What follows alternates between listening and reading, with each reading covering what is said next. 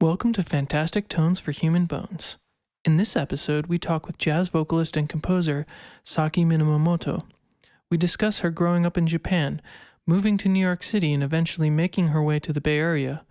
We explore Saki's music project, Poncho Poncho, which is a collaboration between her and Nashville-based music producer Jon Estes. You can hear Saki's music on her Bandcamp site, which is Saki Minamimoto ponchoponcho.bandcamp.com. You can support our podcast by subscribing to us on Patreon, follow us on Twitter at tones_4, follow us on Instagram at ft4hb. We greatly appreciate any and all support. Thank you. Fantastic Tones for Human Bones. Welcome to Fantastic Tones for Human Bones. I am Robert Woodsledew, and my co-host is here, Mark Pascucci Clifford. Hello. Today, we have in our midst Saki Minamimoto, jazz vocalist and songwriter who lives in the San Francisco Bay Area.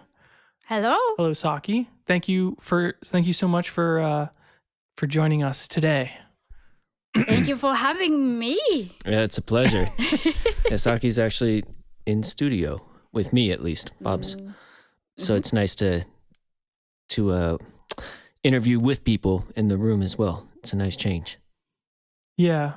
It's interesting because you guys aren't looking at each other. It's like I have to stare directly at my mic for the entire interview, otherwise I lose focus and I get scared. Yeah. So Saki, we met maybe, gosh, I don't know, 2012 or 13 or something like this. Almost like 8 years ago. It had to have been at least 2013. Yes, something like that. So I play bass in your band in the Bay Area, the Bay Area iteration of your band, Poncho Poncho. So that's how we've known each other. But I actually, one of the cool things about this podcast is that you get to kind of ask your friends direct questions that you wouldn't normally otherwise ask them. So, so I'm curious, like you were born in Japan, correct? Oh yes, definitely. I was born in Japan and I grew up in Japan. And then where in Japan? I grew up in Hokkaido, which is northern island, biggest island in Japan, cold place as Boston maybe. Ooh. Yeah, it's pretty cold. And then They have snow there? My town, where I grew up is not so much snow, but it's more like icy, really cold, by the ocean. So seafood was definitely, great. Sushi, things like that. Yeah. Yeah, so good. So I grew up there, but I moved to Yokohama area, like Greater Tokyo area, when I was 7th grade. So I would consider myself, I grew up in rural area and then city area, kind of half and half. Mm-hmm. Yeah. And so when did you start learning about music or what kind of training did you have when you were young? So I started piano lesson at age 5. The reason why is two things. The piano teacher moved to the building that my grandfather owned. And then, so that was very convenient at the time. And also, my mother is extremely tone impaired person. Yeah. Super duper. I have never seen such a person like her. Just, she cannot sing. She's not gonna hear this, so I just can't say anything about her. But she really, how come you can sing a song like that level? I've never heard the bad person like her. Interesting. Yeah. I've encountered this sometimes, and it does strike me as interesting too. I feel like a lot of it has to do with growing up. Like I feel like people who grow up maybe like singing hymns or just where music is, even if you're not like a trained musician and you don't necessarily have like a great voice, just having music be a part of some sort of family activity or ritual can really change all that. You start to like get a sense of what harmonies feel and sound like. So do you know what maybe her childhood was like in that sense? Was she like going to, I don't know. I don't know. She doesn't dislike music at all, but I think she hasn't developed any inner listening ability or something. I don't know. I really don't know. Yeah. But that's why she wanted me to play piano, whatever, like any kind of music experience. So because she know that she can hear. And she wanted you to learn how to. I believe so. That's the main two reasons that why I started. Yeah.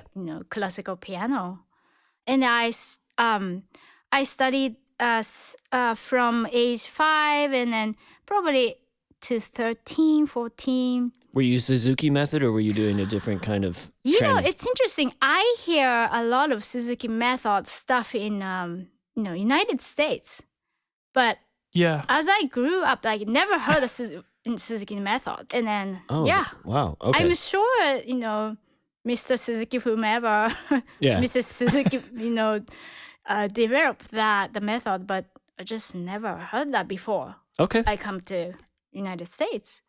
Oh wow. Yeah. It's definitely very popular in schools and stuff like this, I guess. Yeah. I'm not sure. I actually don't really know what the theory of the method is or really anything about it myself.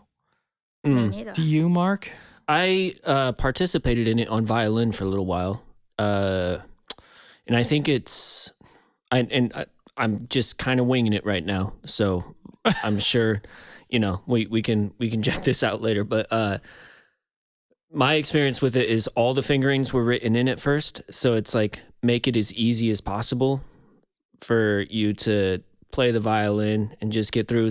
But note reading, just plain and simple, seemed to come later on. It was more just about like getting really used to the mechanics and having it so that you could blast through a bunch of repertoire.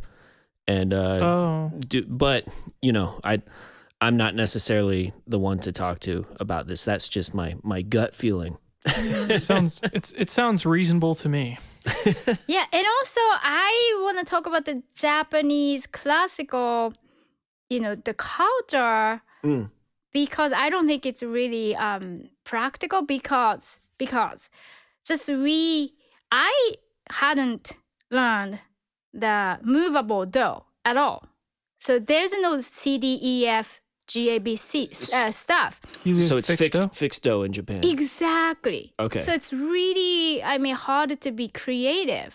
Just it's all, fixed. Yeah. Do is just middle C is do. No matter what do. F is just fa. So if you're thinking in different keys and you're wanting to improvise, like, or not even improvise, but you have to, like, if you're thinking in the key of A flat, where do you start? What is that? La, lay? I don't even know. So I haven't gotten, the idea until I learned jazz. I see. So it was always fixed, and I just play the written, charts. Yeah. Yeah, if you learn how to play guitar, that's a, different story. But piano, I didn't learn. Well, in my opinion, I totally agree with you. I don't think that's practical. I know there's a lot of different schools of thought about this, but I teach personally that I try to do movable do along with scale degrees when I'm doing any sort of theory teaching. So like if I have anyone sing a passage, I'll have them sing it in movable do, but then also with scale degrees as well. Just, I mean, partially that's how I think about it, but I feel like it's been really helpful for me to be able to think in terms of scale degrees, and it's easier to think about intervals and Yeah, definitely. yeah. Yeah. I got into like a hearty discussion about this. I don't want to say it was an argument, but where movable do may teach you the relative nature of all the keys, doesn't fixed do set you up for learning perfect pitch if you learn that, or like just understanding the notes as they are better because they don't move? Like the timbre, the nature of the notes, or what? So I guess like if you imagine yourself trying to sing a simple passage, like you want to sing it in C and then you want to sing it in F. Then like okay, if you're using movable do, it's the same thing, you're just doing different notes. But if you want to sing a complicated passage so in fixed do, it's more difficult, right? A simple passage in C, and then you have to transpose all those note names in your mind to F to do something that's relatively simple.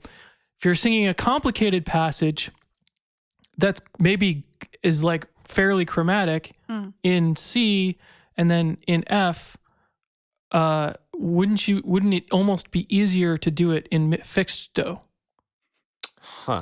Crickets. It's just so hard for me to think that way, because whenever I transpose melodies, I think in scale degrees.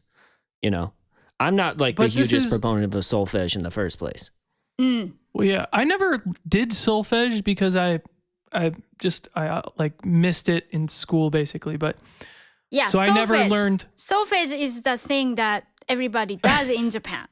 Yes, and then it didn't work for me. Whole point. Yeah, I mean, you had to like go back and recontextualize how you were thinking about. Yeah. Interesting. But solfege, you were learning that as you were learning piano, or were you in a choir or anything? No, I just played piano until like my 13, 14. And then I changed, I really liked accompanying my uncle. Like he want to sing, and I just accompanied himself. So what was the question? No.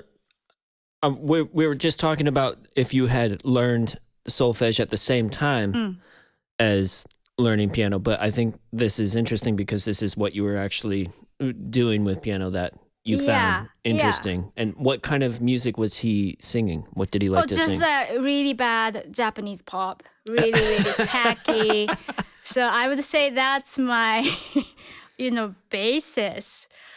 Foundation is really, I mean, nowadays, J-pop has been really improved and it's cool stuff, like really cool stuff. But I don't remember any, I mean, there is a, really authentic pop music, which is cool one, but very small percentage, if you just, open everything, like mostly really tacky stuff. Yeah. Well, that's true of almost all things. Like there's always like the stuff that's really good and then a sea of garbage, right? Yeah, definitely. So I think, but I think at some point I hated those J-pop thing, but I realized when I just grew up and then like rather than just hating,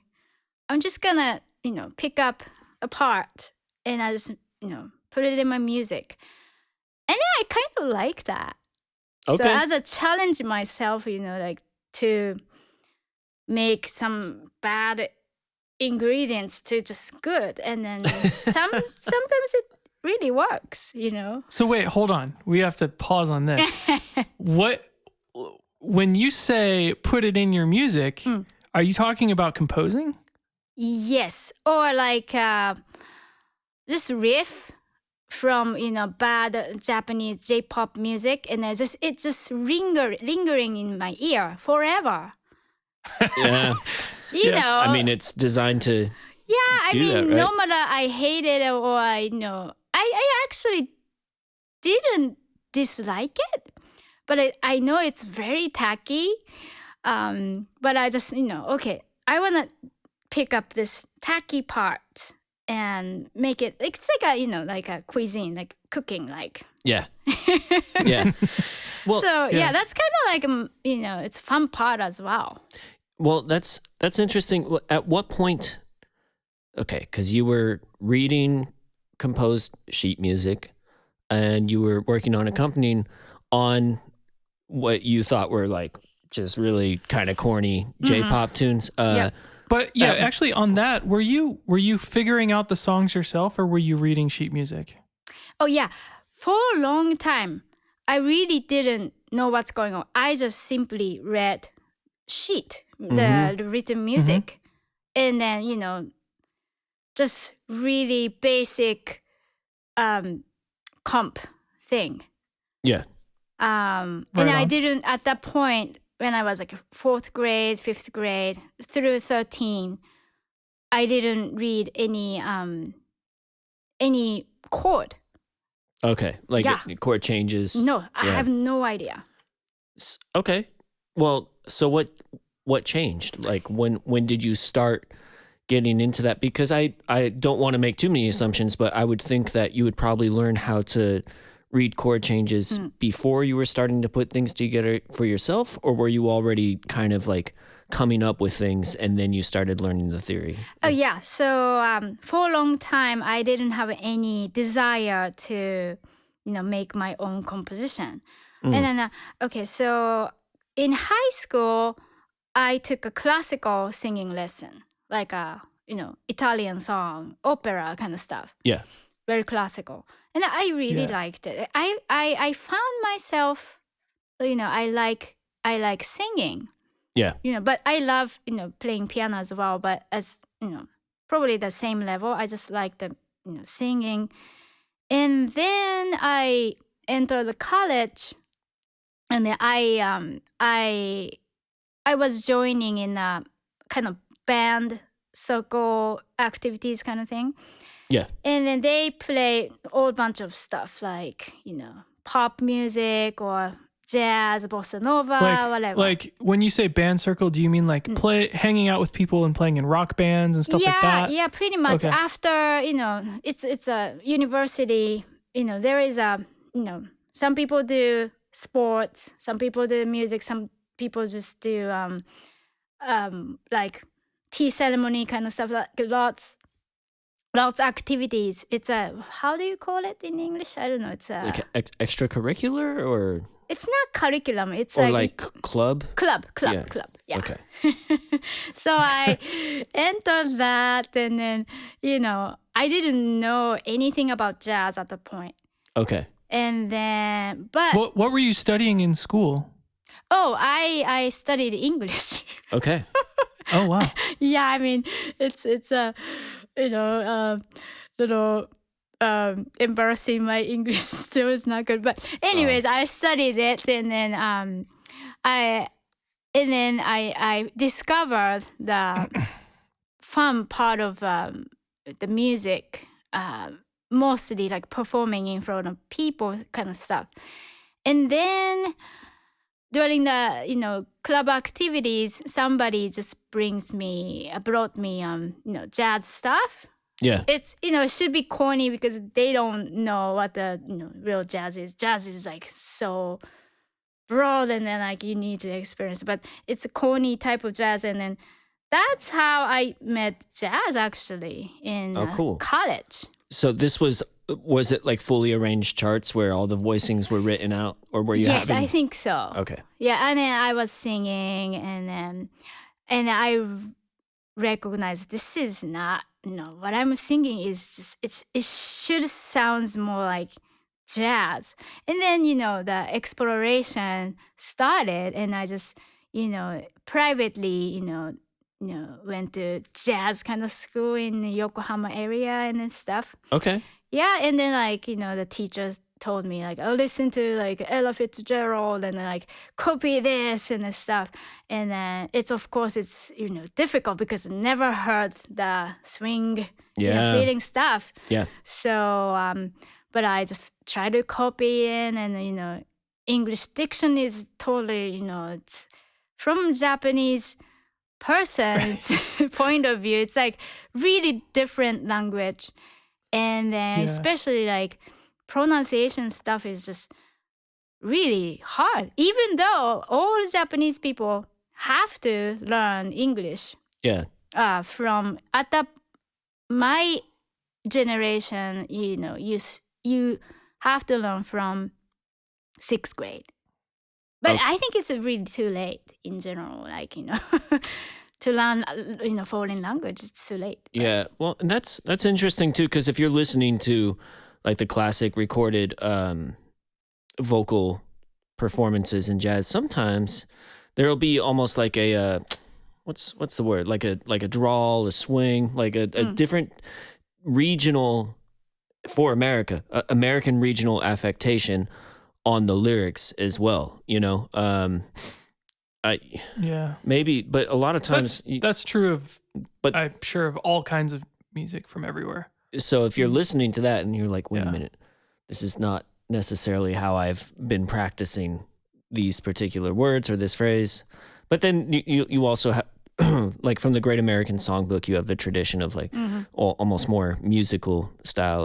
I feel like a lot of times the enunciation is super clear too in some ways, like Chet Baker or something like that. But yeah, but I mean, that is Americans' point of view, but Japanese singing jazz is starting from below zero. Seriously, yeah, it's totally different. Wow. Okay. Yeah, because we don't have Japanese doesn't have a lot of consonants, we don't have F sound or R and L. We don't have R sound. A lot of sound in English is omitted, so it's really hard to adding. That's probably why I have a question about that actually. Just for example, the word arigato. Mm-hmm. What do you think of the second consonant syllable? We don't have R. Yeah, but I mean, it's an R from the perspective of a Spanish speaker, right? That's how they would say it. Yeah. Is that slightly maybe R, but most likely probably L. Arigato, arigato. Oh, not a D, a D? No. Arigato? Ari. Okay.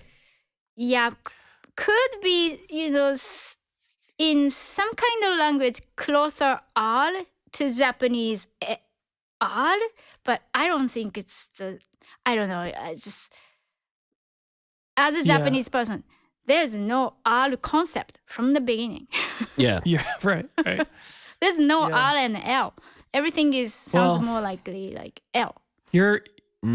So, yeah. My point is if you're an Icelandic person, there's lots of consonants and the rules. Speaking English is much more easier than Japanese person who have less material to speak the language which has a lot is more difficult. Yeah.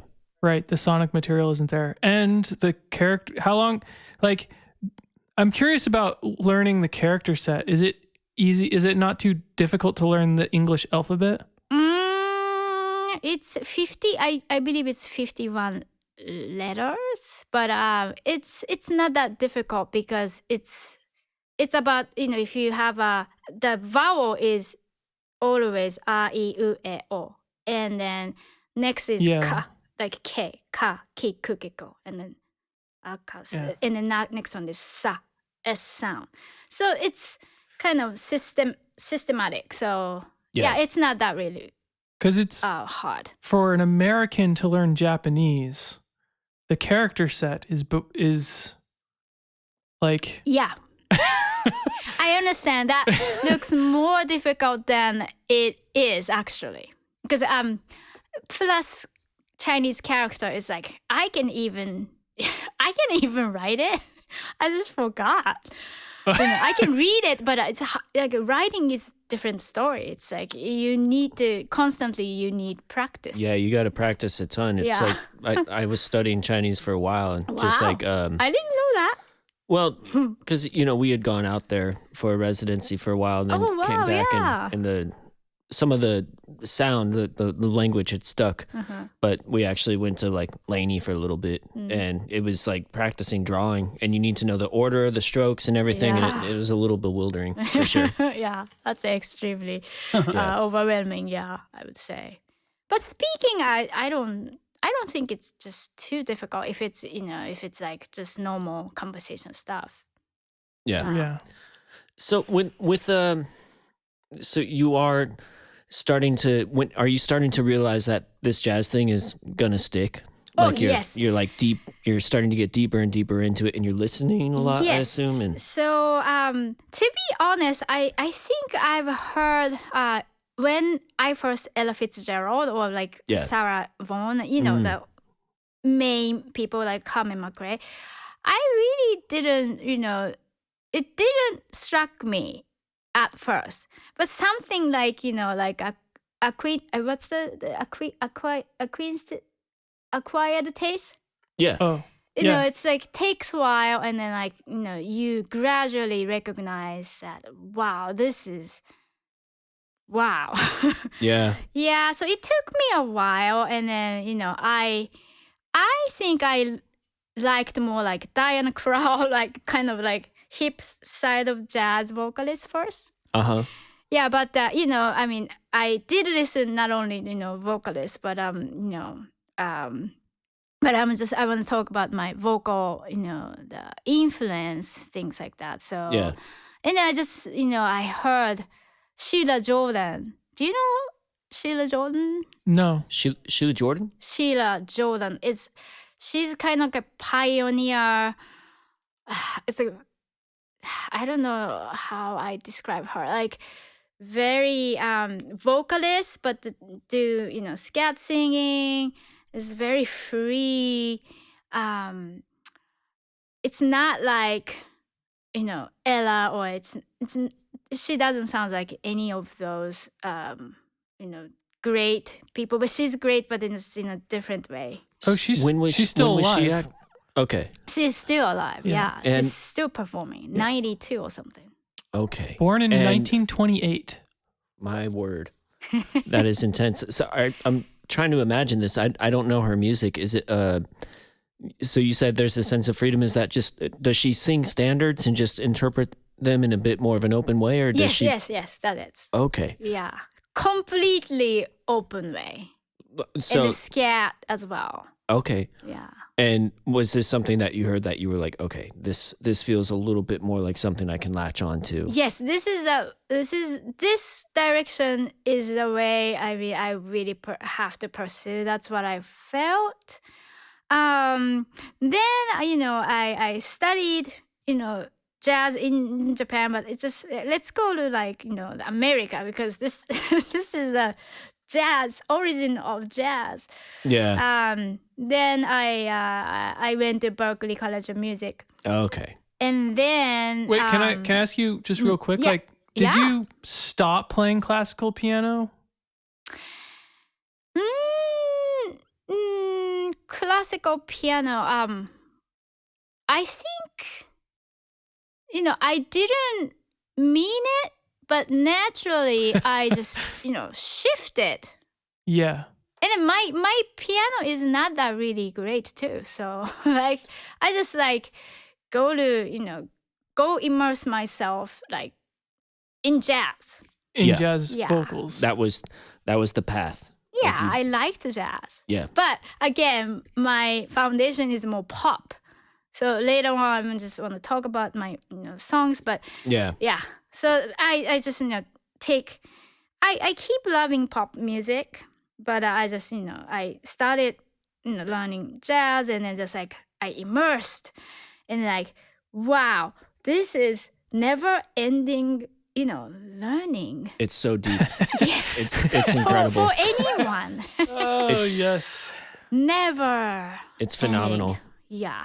Even today, I was listening to Milt Jackson play a blues, and I was like, "Oh man, I've been playing the vibraphone for a very long time, and just hearing him play a blues, just I feel like I need to. I constantly feel like a complete student, which is cool.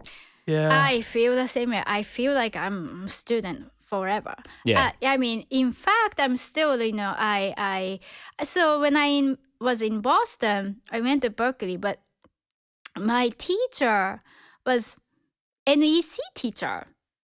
Oh, okay. Yeah. So, What is that? she's- Sorry. New England Conservatory. Oh, yeah. So I took a private lesson from the great teacher, my vocal teacher. I think she's just so wonderful. I still learn with Yeah. her still sometimes. Her name is Dominique Ede. Okay. Yeah. She's still she's still teaching at NEC, and then she taught to many Grammy Award, Yeah. level people. Nice. But she's like open for anybody, everybody. So like so great. That's cool. Were you taking regular lessons with her, or just here and there? Here and there. Yeah. But yeah, so much to learn. Still like that experience just really resonates still within me. Yeah. Yeah. Well, okay. At this point, I assume that you're getting deeper into the theory and being able to, like, if you're thinking about the pop songs or the jazz songs, like maybe you're thinking a little bit more about how they're constructed and why certain gestures in the music sound or feel the way they do. No. So for a while, I didn't have any desire to compose my own. Okay. I didn't want to, because I didn't have any impulse to just, to make my original. I didn't know why. I mean, I know a lot of people just make your own music, of course, right? Like everybody. But I just didn't know why they do. And then if you don't know the reason, like you don't do that. So for a while, That's an interesting thing to say. yeah, so I'm very like late to just make my original. Let me see. But you When were was that? learning music theory, though. Yeah. I learned the music theory, and I went to Berkeley for like only 3 semesters because I just I didn't have a budget to stay there to study more. So Okay. I came back to Tokyo. Oh. After Berkeley, after Boston, and then I spent another 4 years. How many in Tokyo. semesters is a degree there? There, 2 year. So 2-year degree? probably, yeah, I think so. So you just had one more semester to graduate, basically? No. I just didn't plan to graduate or anything. Right, but that you were shy of just one semester and then you would have been done? Is that correct? No. No? I didn't care about my classes. I just picked up whatever I can just I want. Okay. That's basically how my purpose, and I didn't think I have to graduate. I just went there just to experience America and American music school. So you knew coming out that you were just going to hang out, Yeah. take some classes, dig into the culture and learn jazz that way. Exactly. And then you're like, all right, that was great. Yeah. Cool. Basically. Yeah. That's awesome. then, I went back to Tokyo, and then I started teaching, and then, teaching gigs, and then playing gigs. That whole Teaching 4 music? years is the only my full-time musician experience. Okay. Yeah. So you were teaching music Yeah. and gigging. Yeah. Yeah. It was really not easy, but I did it. And then, I just felt, oh, I have to go back to America because it's so wonderful. Oh, that's awesome. America is wonderful, like to me. Of course, any country has a pro and con, but I just really love it because I felt like literally freedom. Yeah. Yeah, it's really I felt great. So I came back to New York, and then Oh. I started to look for more opportunity to play music. That's how I met UM people, which is Mhm. Yeah. Bob is related to that, but Yeah, well, this is so, an yeah. interesting thing. I don't think I told Mark, actually. Is that What? Jon Estes, the collaborator of Poncho Poncho, was a UM person. Oh, okay. I did not know that. Yeah. Yeah. So one day I was in a jazz, not a gig, jazz. I think it's an open mic thing, and then a pianist from UM was playing, and then we just talked, and he was very great, nice.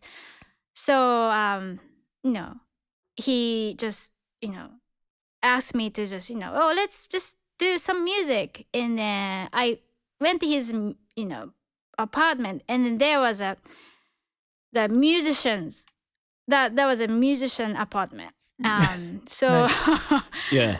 then I met Jon Estes, which is my collaborator.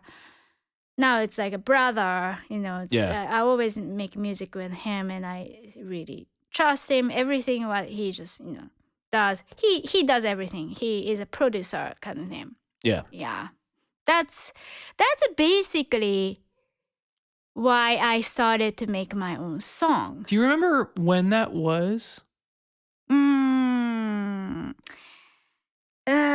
So I came in probably 2008 or 2009 ish. Okay. Yeah, because so right after I just came back to came back to Tokyo, I started writing actually. I just have a That question. Was there a reason Yeah. that you chose New York specifically? Because you were in Boston before, right? Yeah, I didn't know anything. Sometimes you feel like, the New York is like lots of great musicians over there. So you feel like intimidated or something. Yeah. But I just I have nothing, no concept before. So okay, I'll just go there to see. I just, didn't care much about, how I want to do. Let's go. Yeah. And then it was really great. Because I just, met the great musicians, which is Michael Kanan, Yeah. the greatest pianist I've ever seen. I mean, of course, there are, but he's so great pianist and a super nice person as well. So Yeah. we made an album together, things like that. When was that you made that album? I think 2008. 2008. Yeah, I Oh, came really? to New York 2007. Okay. And I was looking for, that was my goal. I want to make my album. And then at that Your point, jazz yes, album. yes, jazz album. At that point, I just didn't think I am a singer-songwriter much. Sure. Although I started to, make my compositions little by little. Yeah. Yeah.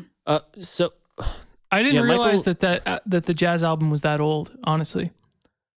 Because I just heard it recently, actually. yeah, it's you both sound really great on it. Michael's a fantastic Yes. player. He has some great releases on Fresh No Sound, New doubt. Talent, and No he doubt. plays with all the cats. All the cats. Yeah. Yeah. Yeah, but that's cool. I personally really enjoyed Thank you so much. the album. Somewhere, correct? Yes. Yes, that can be heard on Spotify if y'all are Yes. so definitely. inclined. I Yeah. think it's a fantastic sounding album. Where did you record that, by the way? That was the recording studio. I forgot the name, but it's Michael's. Michael found it, and Yeah. Michael knew the engineer. So let's do it. Yeah, yeah, sounds great. I love it. Yeah. Thank So you.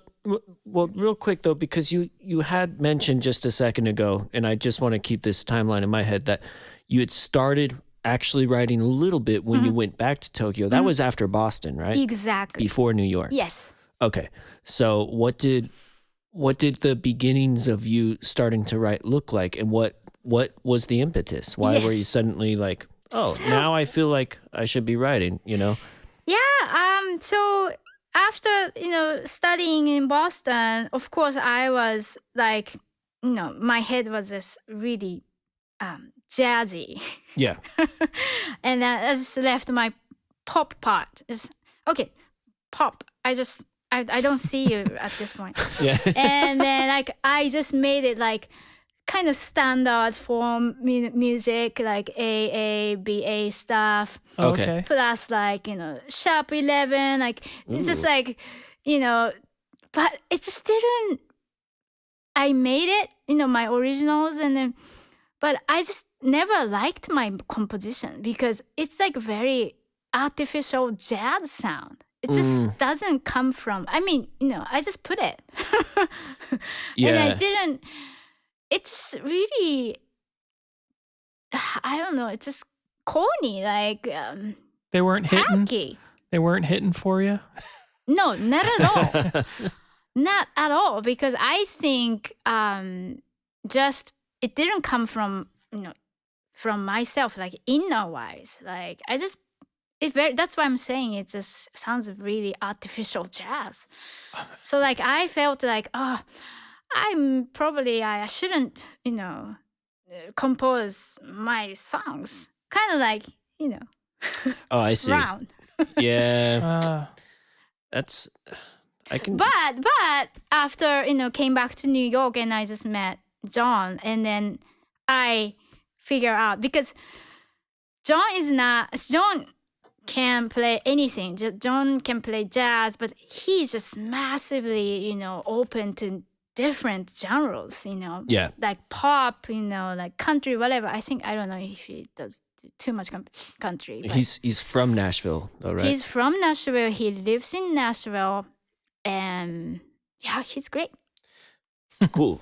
So, all right. So you meet Jon Estes, and then how did it end up that you started working together on songs, and that you started writing again out of the jazz vein, but into something more that would become what Poncho Poncho became? Yes. So I just want to a little bit talk about the community, which probably Bob knows. Yeah. That community, I'm not saying Berkeley people are not kind, but it's not that. But people community is extra kind and friendly. Yeah. Very friendly. I've definitely, through the course of doing this podcast, I've gotten that sense, because we've talked to a fair amount of grads, and it just sounds like a really amazing, encouraging, warm, but highly talented Yes. program. So so I've never met those kind of people who is like highly talented but still like reachable. Not really like a lot of musicians in Boston is I'm better than you, and like you feel it, and then hard to reach. Yeah. That's funny.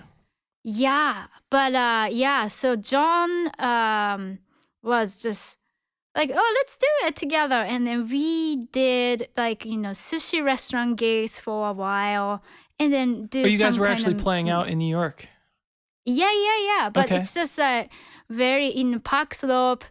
very casual. We just always eat sushi after the gig, and then, Yeah.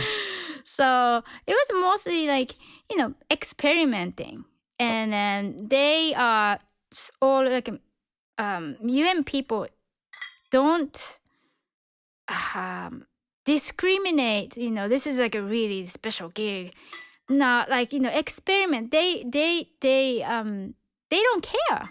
They just do it whatever they want to, and then it's very open community. I'm kind of curious who else you were interacting with, because Jon, if I recall correctly, he was a few years older than me, so I knew of him, but we didn't really interact in school.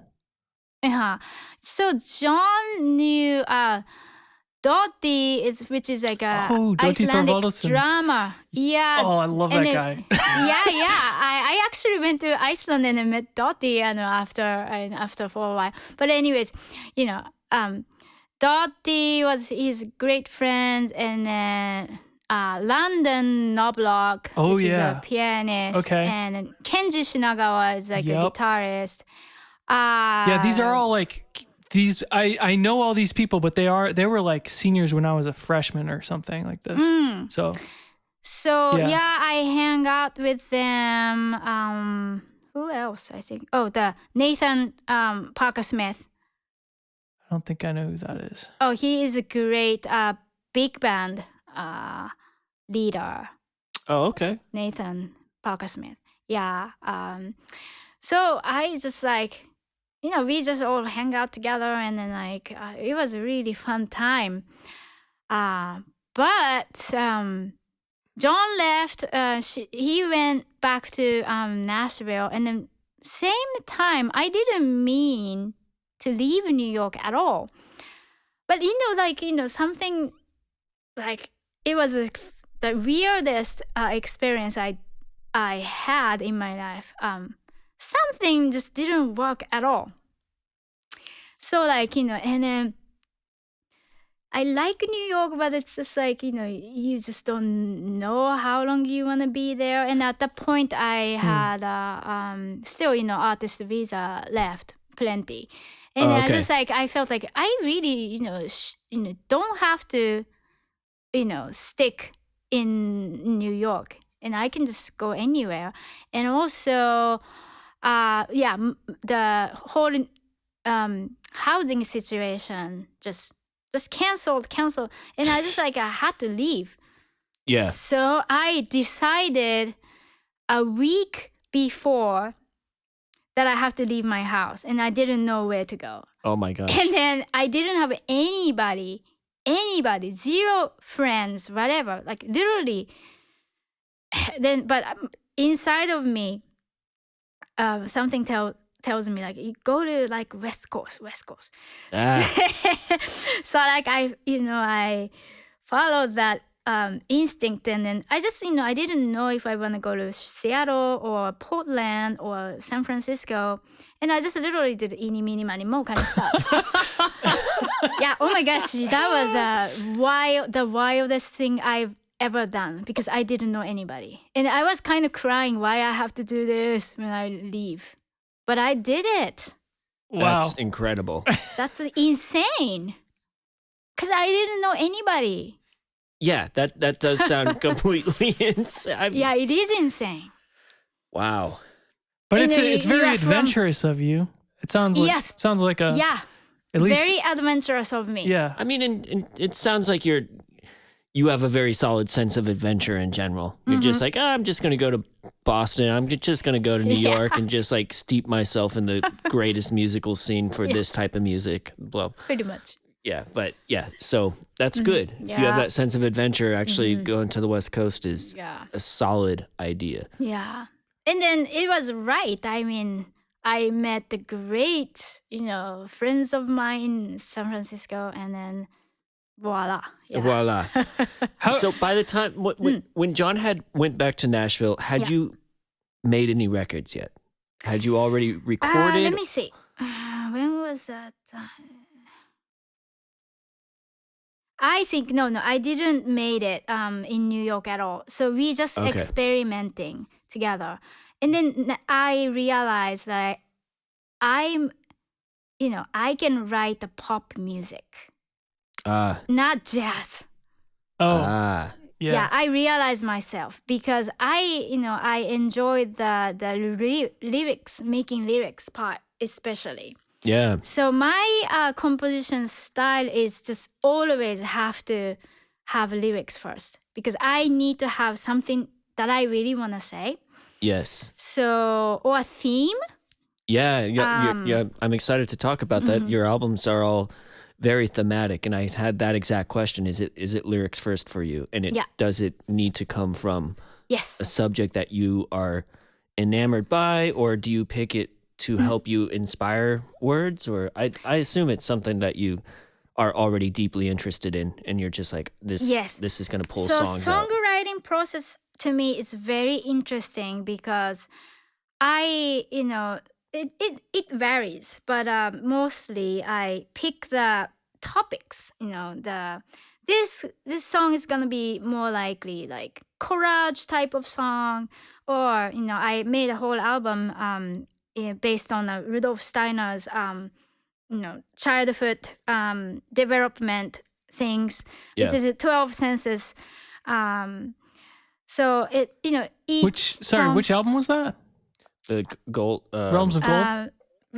Realm of Gold, I guess. Yeah, Realm of Gold.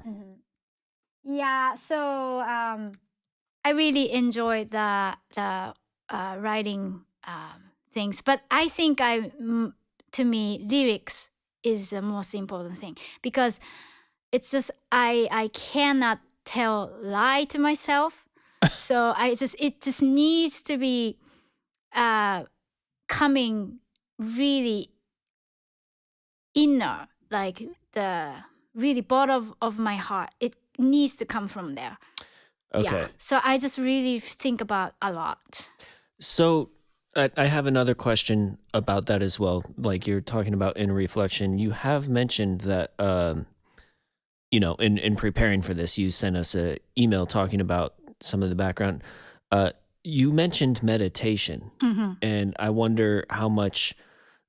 So when was that you got started in meditation, and does that have a direct influence on your word writing or your songwriting process? Absolutely. So I think I have started all kind of inner exploration when I went back to Tokyo, which is 2004. Okay. And I was kind of struggling mentally, so you just look for something, always. And then that's the time I think I started reading Rudolf Steiner, which is the philosopher and very esoteric person who is just varies. He touches all kinds of areas, fields. Were you reading that in English at the time? Oh no! I was in Japan. I definitely immersed myself in Japanese. Okay. Yeah. Yeah, but I right after I came back from Boston, I started to explore more inner spiritual, I would say, type of thing. Because a lot of the inner voice is very at the time it's very loud, and then I started. You mean that like in your 20s? In my 20s, mid 20s, I guess. Yeah. So I read the book, and then you guys know like biodynamic farming, things like that. A little bit. It's very interesting thing.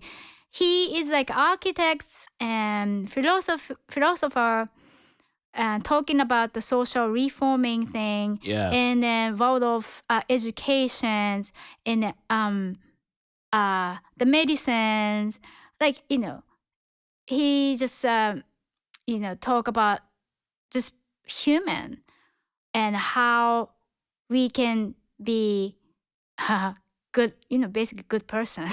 He's interesting too because he has like the esoteric side, and he was a clairvoyant. Yeah. So he's a fascinating. Just the little bit of reading that I did, very fascinating character. Fascinating, although it's very hard to understand because the word that he uses is very particular, and he's a German speaker, so like it's I mean for anybody, I think he's not easy to understand, but then I just learned about education thing, world of education, and I just like really fascinated by that. And also, Can he you? just, I don't know exactly what that is. world of education Yeah. is so there are lots of world of schools in all over the world, and then that follows basically Rudolf Steiner's philosophy, which is interesting because, so the kids or family doesn't know anything about the Rudolf Steiner, basically. But the teacher definitely has to know. So Sure. how to Okay. talk to kids, make a relationship, anything, for instance, like, if there is the dolls on the floor, which is Waldorf style dolls, which doesn't have a clear feature, whatever. But so you have to say like, oh, let's put the dolls in the house, not like let's clean up. You have to just make a relationship. Yeah. Things like that. The little, method. Wait, so was the Waldorf school modeled after Rudolf Steiner? Rudolf Steiner? Like, Yeah, definitely. did he directly start it, or was this something that came about based on his writing? I think I don't know who exactly started, but it was in a kind of factory. There was a factory, and then somebody started a school based on the Rudolf Steiner's philosophy. Yeah, Okay. but anyways, it's more likely I don't know, thinking about how human beings development. For instance, 7-year cycle. So in Waldorf school, they don't teach any academic thing until you have a first adult teeth, which is it's until you have a first adult teeth. That era, that the period is you fully develop your body. Things like that. They have a philosophy like that. Interesting. Cool. No, that's very fascinating. Mhm. And I know a lot of people who are huge advocates for that school system. And it seems like... I think Carl Evangelista is teaching there. Oh. Yeah. Oh, really? Mm-hmm. Oh, yeah, because High Philip Greenleaf was teaching down there as well. Okay. Exactly. Yeah. That's right. Yeah. Out on the coast there. Right. Yeah. Cool. Maybe Robert Lopez too. I think so. Yeah. That's right. Huh. Very artistic aspects. They really care. Yeah. They have to do. All student needs to do sewing, and then orithmy, which is dancing, particular dance form, and music definitely. Yeah. Yeah. Things like that. It's really cool. Yeah. That sounds amazing. And Sounds like a good school. yeah, and I like the idea of having, someone who's thinking actively about social, I guess, justice and reform. Rudolf Steiner, he wrote a lot about this, right? So if you're having a school based on those principles, that sounds like it could be an extremely powerful thing. Yeah, I think that his like the books are like really, really a lot, and it's very difficult. But if I just make a really simple point, just basically, you want to be a person who can just contribute to the world, and then how I relate it to the world, and also, will power. Whatever will is the person who doesn't want to be told to do from other people. So you just have to, follow yourself and then, do whatever you do because you love to do, not because somebody told you to do. Things like that. Yeah. Yeah. Absolutely. It comes from, within you. Yeah. Yeah. Interesting. Wow. So, and this is also at the same time you started meditating? Meditation. I started a Zen meditation because I was in Japan, Mm-hmm. and I think there was a Zen temple nearby. Yeah. Then I started, and it was interesting, very interesting. So basically, it's just meditation practice is not about only relaxing yourself. It's just watching what's going on in your head, because there are lots of things going on All the time. Yeah. Yeah, especially self criticizing and things like that. So we all we are in the same boat, all of us. Yeah. But those things you just simply watch it, and then we don't judge the judgment mind as well. So there is just there's a judgment mind. Yeah. Things like that. Or there's a narrative is going on in my head. Yeah. But, I don't necessarily it's narrative is going on, so I have to stop it. You don't do that. Those things, it's very just observing your mind. Yeah. Is there that's it. Did you? I'm just curious. Is that maybe the better way to ask this is this at all a spiritual practice for you? Yes, it's actually also Rudolf Steiner's. He provided the many ways to practice inner practice, but meditation as well. It's the same. I mean, they are kind of talking about the same thing. It's one is like Western philosopher, but then another is Asian philosophy, right? I mean, Buddhism things. Mm-hmm. So but I feel like they're kind of talking about the same thing. And I thought it was interesting. Yeah. Yeah. I was fascinated by Zen and meditation for a long time, but I found out recently that I would be more successful with meditation if there was a drone, because I stopped because I constantly had music stuck in my head, and so I figured all right, cool, I can't quiet my mind, so I'm doing this wrong. But now looking back, I don't think that was quite the point. No, the point is the point is just watching yourself. Yeah.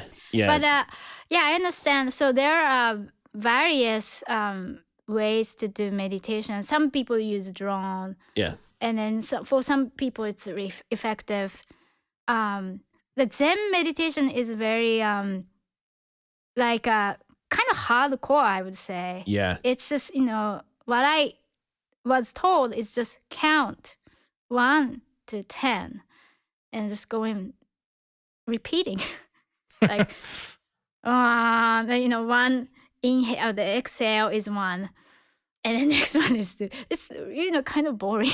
Yeah. And then, but if you lost the concentration, you just go to 11, 12, things like that. So you always go 1 to 10, and then coming back to 1. So it's pretty, intense focus you need, actually. Yeah. Inner focus. Yeah. And for how long periods of time would you be sitting and doing that? Probably 30 minutes, 40 minutes. Yeah. That's every day. But that's actually really great. That is great practice for the music performing as well. I mean, Steve Reich kind of song, 1, 2, 3, 4, 5, 6. It's just really amazing amount of focus you would need Yeah. in order to play certain type of music like Steve like. Yeah, definitely. Well, right? yeah, I've done a full performance of drumming once, and that's an hour long, and we did it memorized. Like we learned by rote, it's with percussion, and they taught us all how to do it. And but the amount of focus that it took was like really intimidating, and like they had like a bunch of like baby powder backstage so you could put it on your hands because you were probably going to be sweating because you're nervous, and they just carried it on hand. It's pretty amazing. But oftentimes I would lose one, just in those textures. If you're not like completely focused on counting and the music is so beautiful and lush, and then suddenly I don't know where one is and I need to wait on someone, like I get like one head nod, another head nod, the piece is done, we need to all end together, or we need to do these phases and do these things like on a dime. So that was a really intense experience. I know what you're talking about with that. But so extremely helpful if you do the very boring concentration thing. It's boring, but tremendously it's improves your focus. Yeah, it needs to be boring actually. Interesting. Wow. I think. My opinion. That's cool. Is this a practice that you've kept up? Oh no, no. I love So there is a Zen meditation, and I started Vipassana, which is mindfulness meditation. Okay. This core is the same, all the same, but it's simply Zen is just counting 1 to 10, and then encounter what's going in there, whatever. Yeah. It's just the rule is just 1 to 10. And whatever, observe. it's kind of free. Yeah. As long as you can come back 1 to 10. But mindfulness meditation, which is Vipassana, is more like, you just have to notice that, that relaxing your jaw, relaxing your cheek, and then, when you mind was wandering, you just come back to the breath.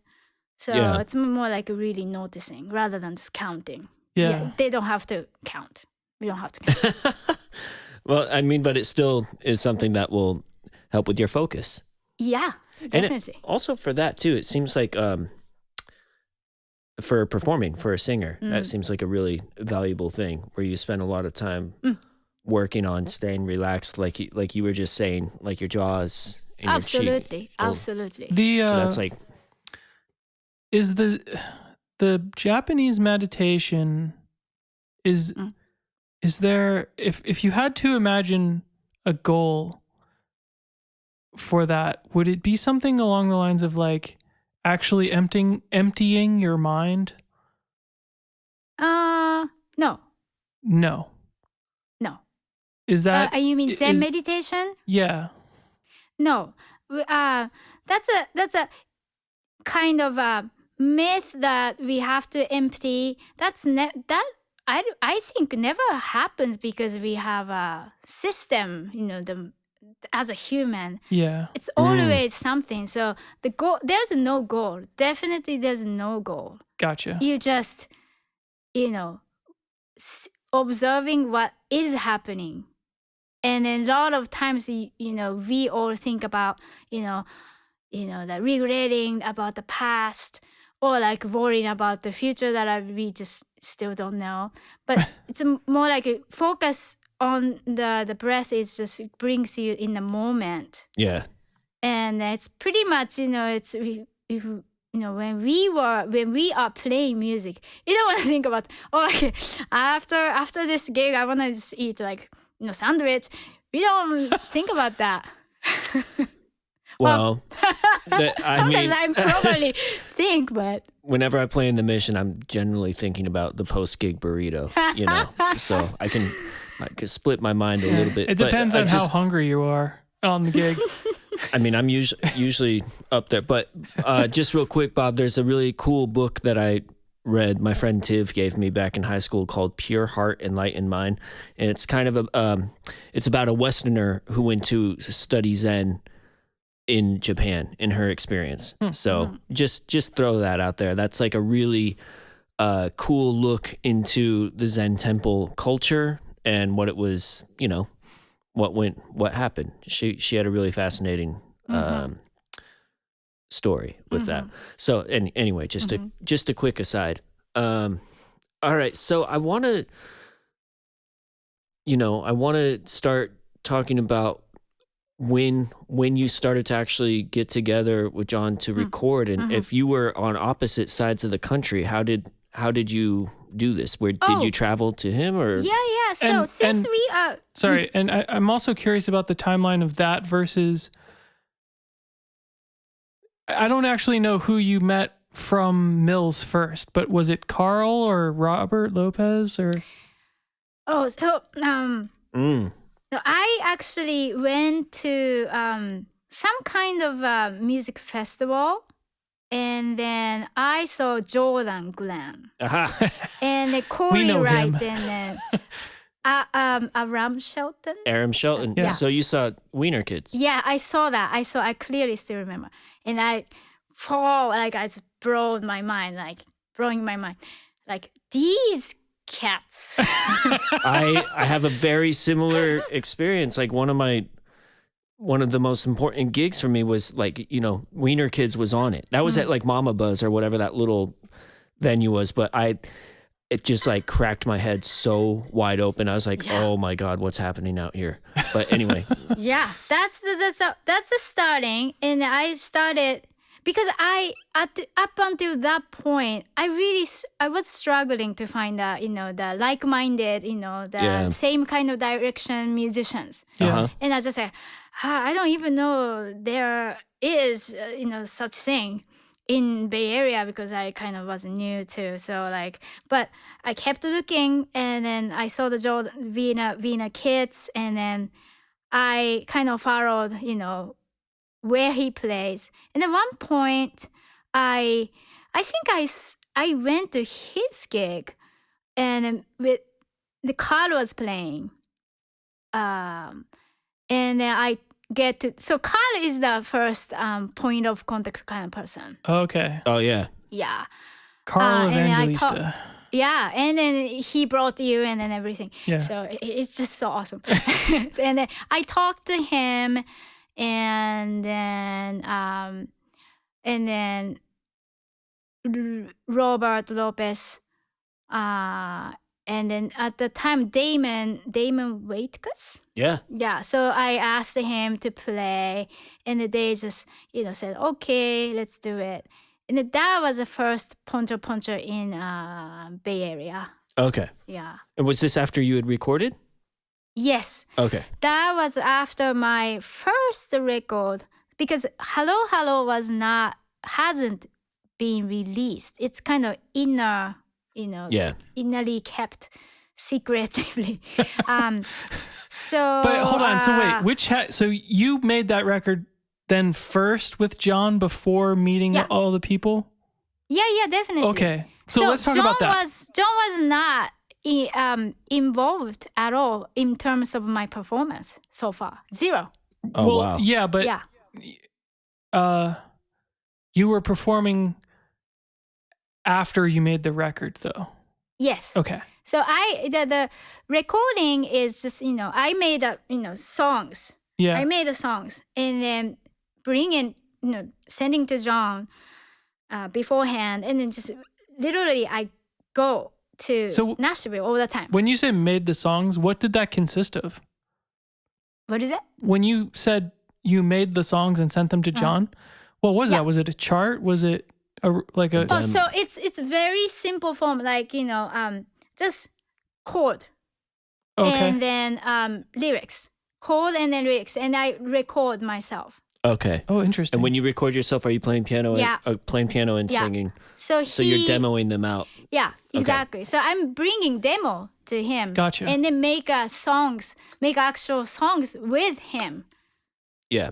Yeah, that's the process. But you traveled to Nashville to do that. Yes, because yeah, John and I have like very similar taste, and he really knows what he's doing. And then, John, please do this, or like, and then he just like no hesitation, like, oh, I don't like it, or like I like it, or like, it's so easy to make with him. Yeah, you can be honest without worrying about like feelings being hurt or anything like that. Y'all can just be like, oh, that didn't work. Let's try something else. Yeah, so I stay with his house. For like a week or something. Oh wow. Yeah, every 3 or 4 years. Yeah, in everything. That's so awesome. I just go, hey, I'm going, and then like he has a kid, and then the wife, and then just play with the kids, and then like we're gonna work from like 9 to 11 p.m. things like that. Yeah. Yeah, it's really fun. Really That sounds amazing. Yeah, I feel very lucky. It's like Camp Poncho Poncho. Exactly. I call it like the boot camp because it's hard. Yeah. So are you recording in his house? Yeah. Cool. Everything. That's great. Wow. Okay. So shall we listen? Let's listen a little bit. Let's have a little clip, Bob. Sure. I was gonna play either like if we wanted to do the first EP, I was gonna do Hello Hello, or we could do Overview or something else. Yeah, let's do Overview. I like yeah. Okay. Let's see. I'll try to catch up like the second verse here. Okay.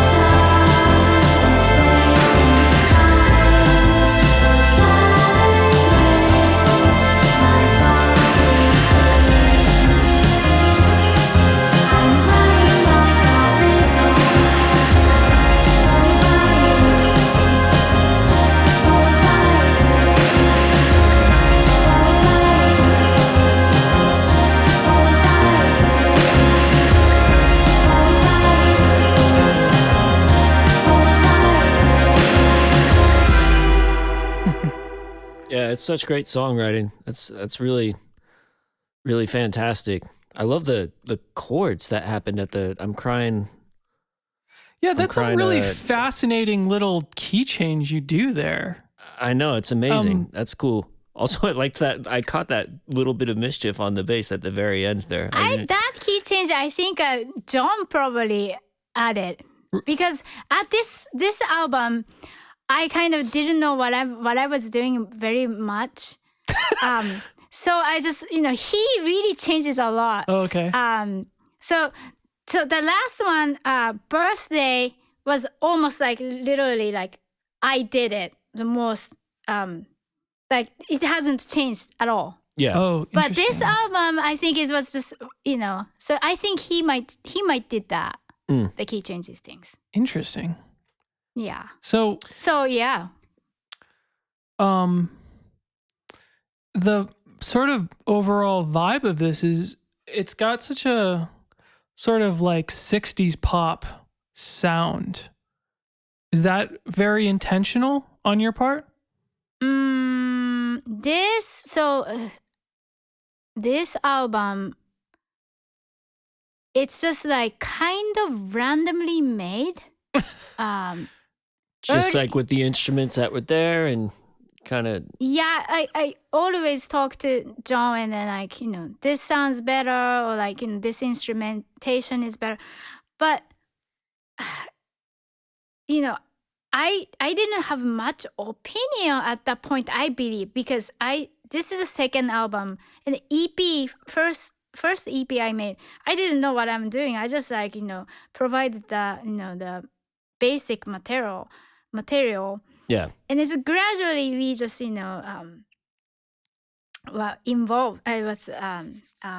evolved it. And this one is basically, I would say, kind of randomly made. So, and to me, it's a little too much reverb-y. But at that point, right. I don't even know, like, what sounds I should, take. So it was, so Jon probably, with this album, a lot of percentage of like, the what the Jon did was like more than I did, definitely, at this album. And I see. Yeah. Does that also include the multi-metric? Like some of the songs are in 7, like, or like Symphonia, I think changes time signatures. Do you time signature stuff is it? I made it. Yeah. Okay. Yeah. So yeah, I had a similar question, like rhythmic structure. Yeah. No. I still, you guys are amazing percussionists. So time signature stuff, amazing. I always hear like, how come this like polyrhythm stuff is just happening? But I'm more like I want to make songs a little more simply. So a lot of times it's 4/4, 3/4, whatever. But sometimes I want to just 7 or 5. Yeah, those things I make it as a little challenge, for myself. Yeah, there's another thing that I've noticed when listening through more and more. There's a few songs where there's kind of like a massive shift in the song halfway through, or not completely halfway through, but like maybe what would almost feel like an extended outro. But there were a few times when I'd be like checking to make sure that it was the same track. I was like, oh, that's wild. Is that a new track? Is this something that you've thought about consciously, or is it just like if that's what the song needs, that's what happens? Yeah, I think latter. Okay. Yeah, I very kind of like organically happens all the time. Yeah. Yeah, I don't know if I do intend a lot of stuff. This whole thing's like very organically, we make it epic making with Jon. Or let's do like, clap, and we just both like clap like. Yeah.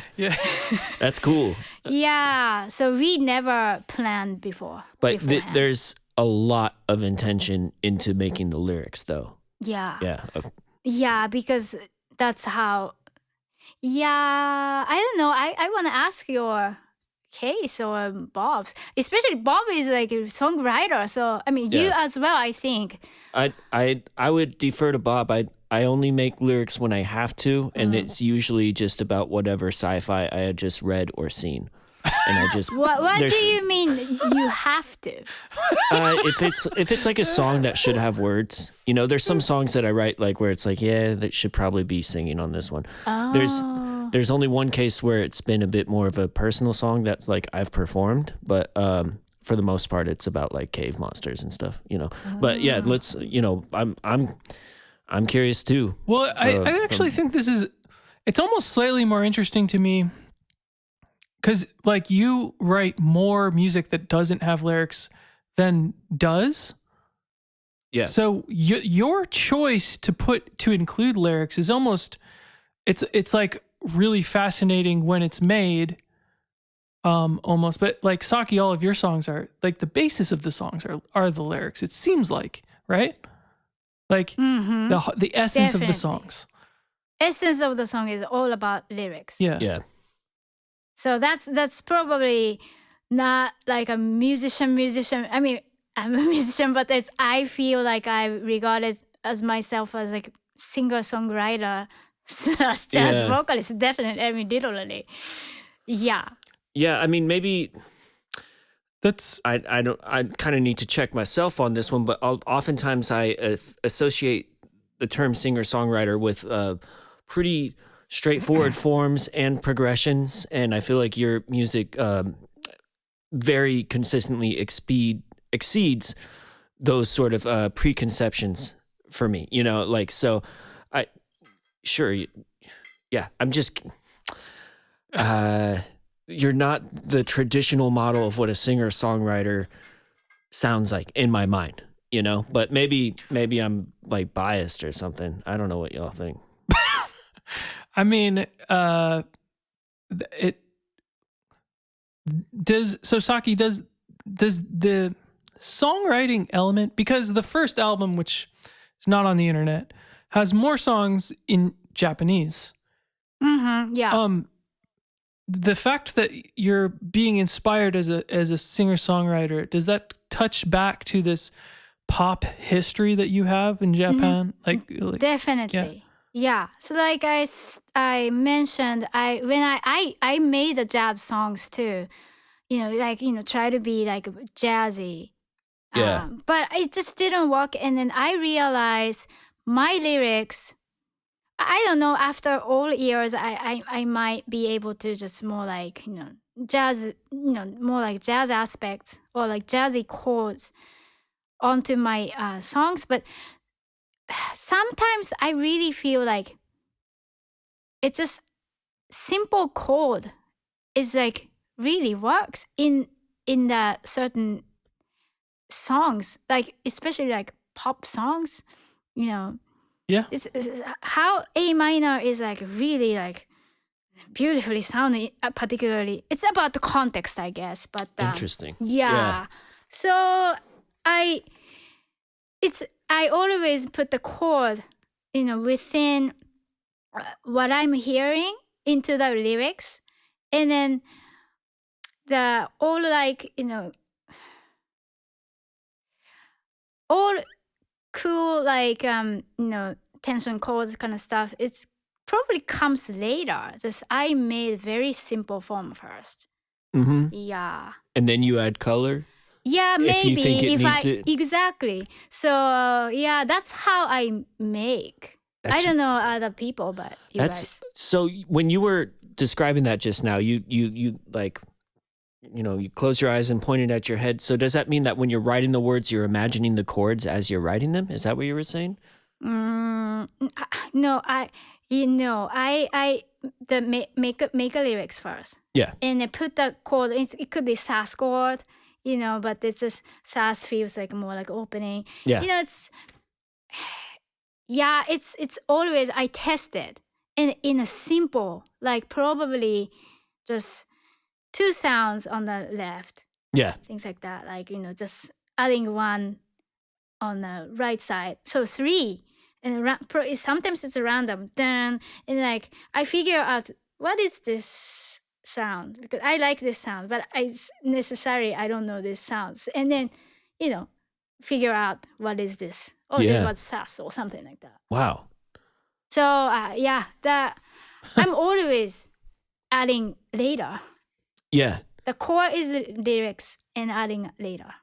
I really like that. So Yeah. you just start like strip down, and if the song needs it, you can add color. Yeah. That's instead of like starting off with like really dense. No, it's never happened to me. How about you guys? You just like dense, like lots of tension chord. That's how you start? It depends. For me, it depends a lot. Like I actually try to vary my compositional starting points.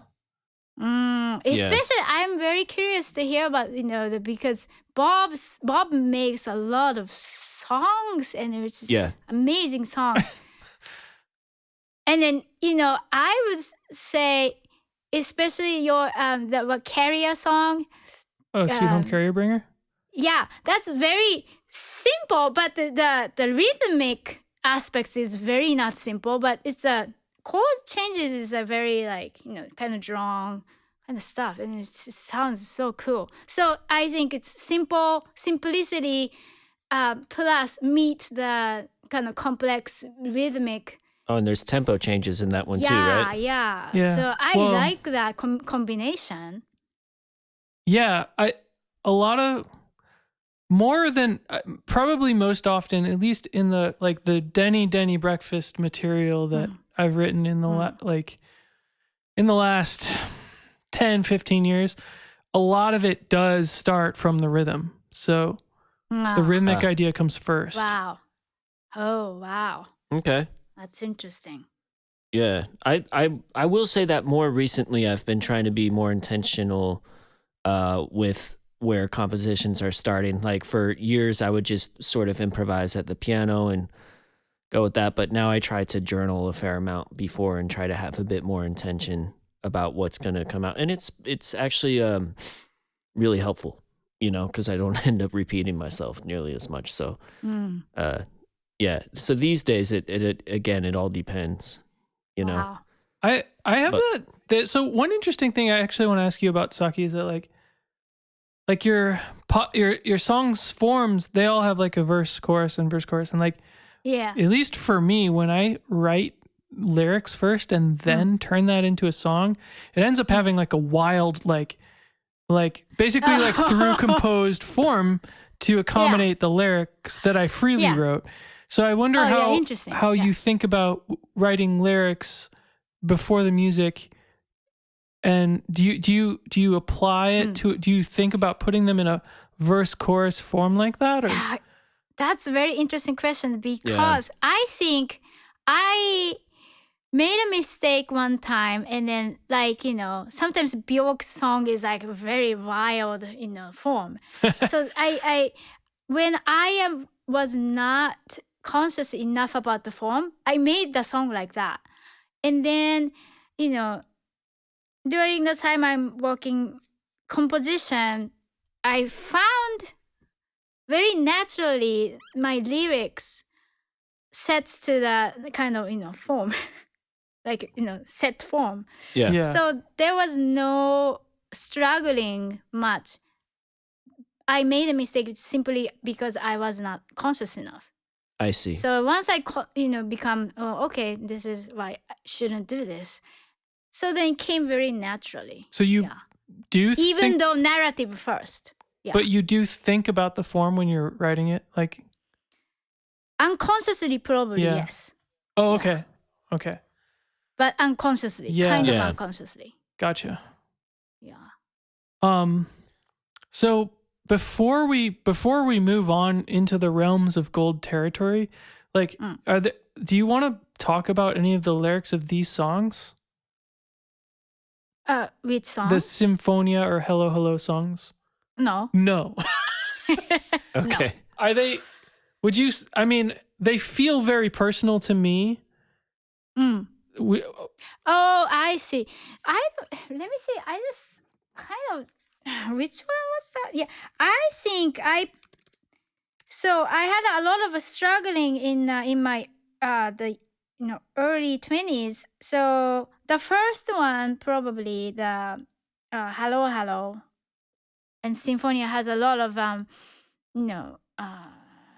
personal things going on, but kind of musically kind of not mature enough, because I kind of made it randomly. I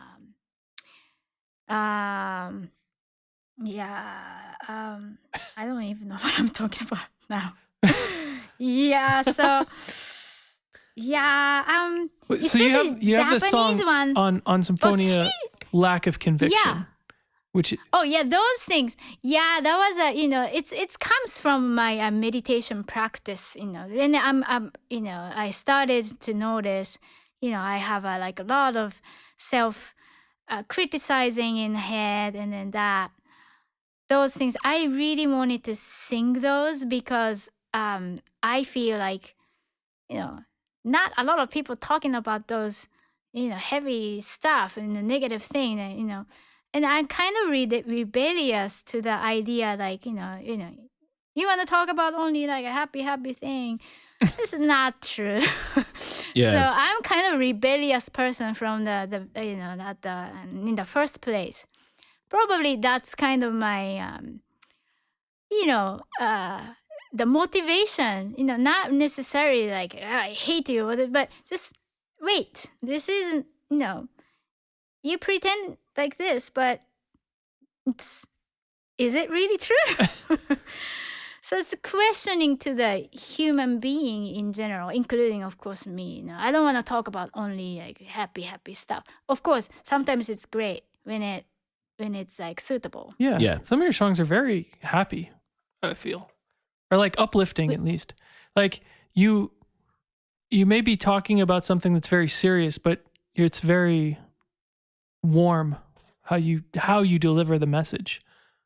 Oh, yeah, thank you. Warm is a word that I would come to mind a lot when I was listening to your music. I was like, man, this is so warm. It's really lovely, That is the most wonderful thing I've ever heard as a compliment. Thank you so much. I appreciate that. It's true. It's really it's powerful in that way. Thank you. Well, yeah, that's a really, thanks for sharing that. That's a really interesting insight on those lyrics and your view on them in general. Would y'all be down to, like, speaking of lyrics, like talk about Realm of Gold and this goes back to Rudolf Steiner? Yeah, so Realm of Gold is intentionally I made it upon the philosophy, the Rudolf Steiner, which is 12 senses, which is used for understanding child development for the world of education. Yeah. And then, everybody knows about 5 senses, right? Like touch, smell, things like that. But I thought it was very interesting that Steiner is talking about 12 senses, which is not familiar with, which is not, we are not necessarily always conscious about it because, sense of warmth, for instance, it's you know it, but it's kind of, you don't appreciate it, and then it's kind of naturally you forget it. And also sense of balance, that was, I thought, even interesting. Yeah. Those interesting things I just really wanted to mention about that. Can we, the 12 senses are touch, life, movement, balance, smell, taste, sight, warmth, hearing, speech, thought, and ego. Whoa. Yeah, wow. Especially, the sense of ego is simply the sense that you recognize others as other. He said self though also, right? So that I think the word ego is like kind of like it has a lot of meaning, but it's this sense of I. That is interesting. Like sense of I is not the sense of I am I. That's not it. It's sense of I is the sense that Mark is not me. Mark is N-I? No, Mark is not Saki. Well, yeah. That's the children, when the first period of the baby doesn't know. Right. Baby thinks mother is me. Oh, interesting. Yeah. Okay. But gradually they are cultivating the sense of I is, mommy is not me. Yeah. And Bob, just so you know, self is not in there. Oh, I think, can you read that list one more time? Yeah, 12 senses: touch, life, movement, balance, smell, taste, sight, warmth, hearing, speech, thought, ego. Oh, thought. Yeah. Yeah, for instance, I thought it was interesting sense of life. What is it? We don't know. But in this Rudolf Steiner's philosophy, sense of life is something, if you touch the hot stuff, you feel pain.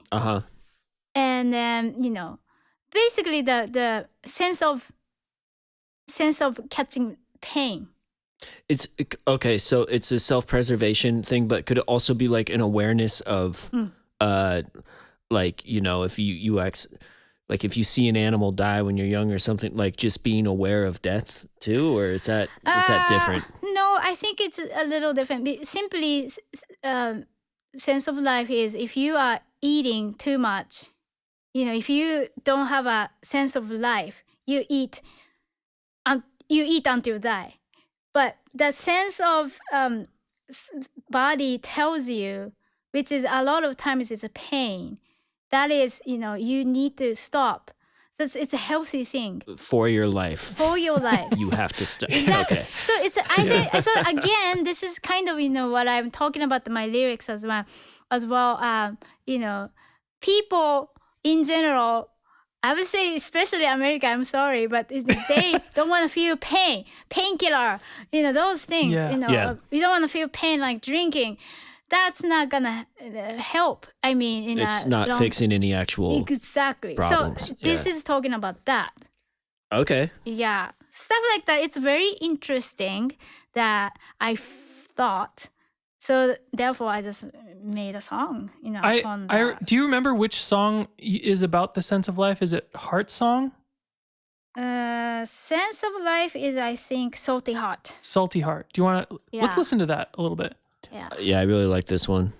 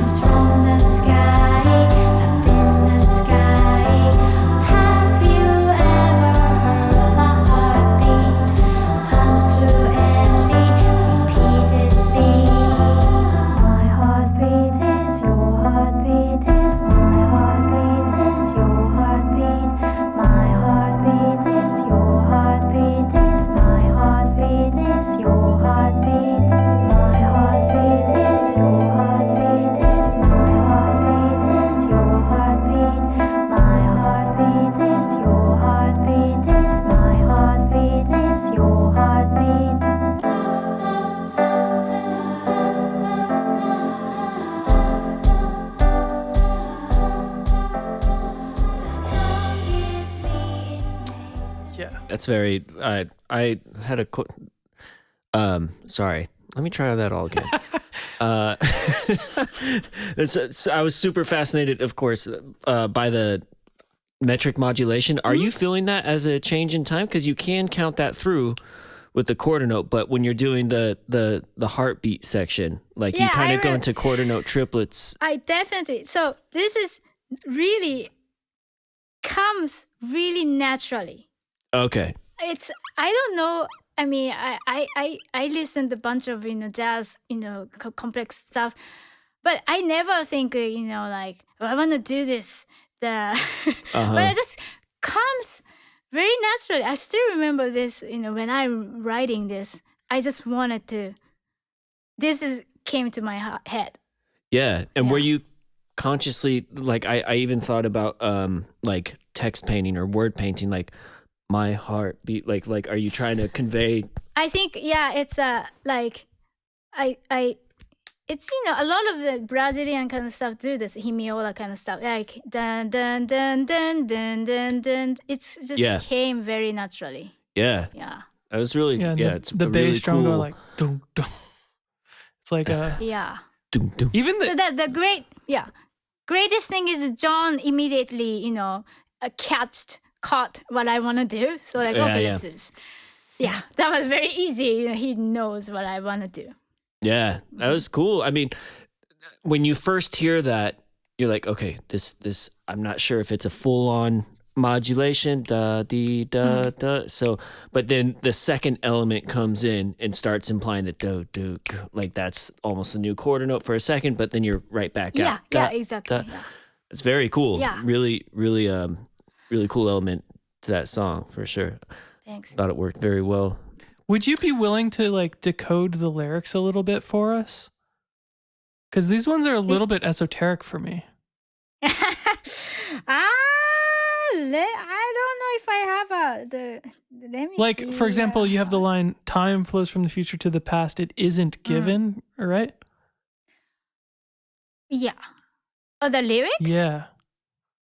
Yeah, I think it came from the esoteric practice, Oh, which is so in Rudolf Steiner's certain books, I forgot the name of the book, but he is but he's showing a lot of exercises that you can do, which is before you sleep, you just think about the event, but image that event counterclockwise.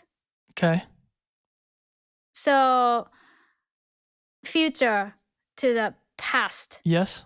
Usually we just think about from past to future, right? Right. But that's what Rudolf Steiner's esoteric practice, bigger exercise. Interesting. So those things, I just say, okay, this is kind of interesting. So I put this in the lyrics, Yeah. Yeah, things like that. Yeah, interesting. yeah. With that practice, is that for an event, like something that you're trying to, what is it, like materialize, actualize, or is it just you're imagining the future in general coming back counterclockwise? I don't know that. Probably it's I don't know. I think it just helps the mind to think differently, and Yeah. then in order to see something different in life, because looks like life is such a interesting things, a lot of interesting, but we just don't think about it automatically. But it's probably the reverse version of the practice is, I think it's just being artistic. But I think Rudolf Steiner is mentioning about this because it just helps your, I don't know, it helps your Does it help I you don't know. process the day? This is a spiritual practice actually.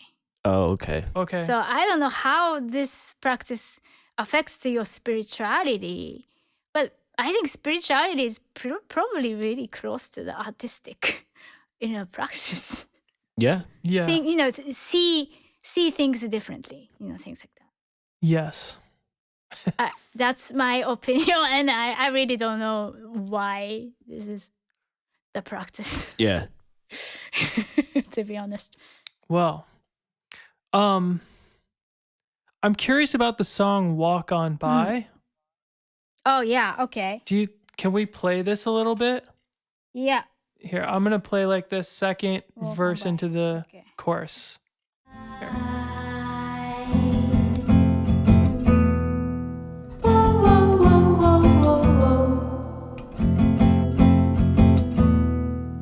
Jumping to the past to be a skeptic and wander from right to left, left to right.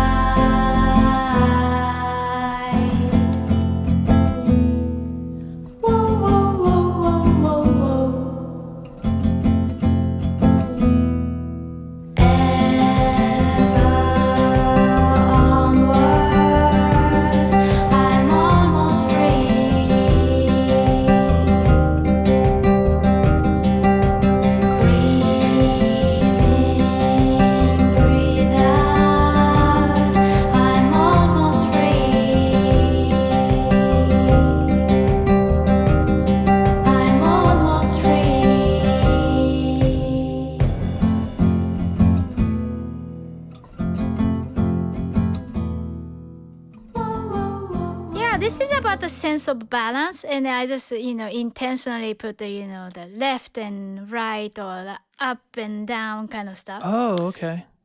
Yeah, and it also, I mean, to me, listening with that in mind, because you had sent that in some notes, almost sounded like I'm almost free. Almost to me, like kind of conveys like a sense of balance in your life in general, not just like the physical balance. Yeah, thank you so much for saying that. I think because I wanted to say I'm almost free because I just didn't want to say I'm free. Because when you say I'm free, it's not free anymore. Uh-oh. Okay. No, that's kind of like interesting. You kind of caught the idea of free, which is not. I think it's not free. It's just my thing, but yeah, it's yeah. That's my opinion. Interesting.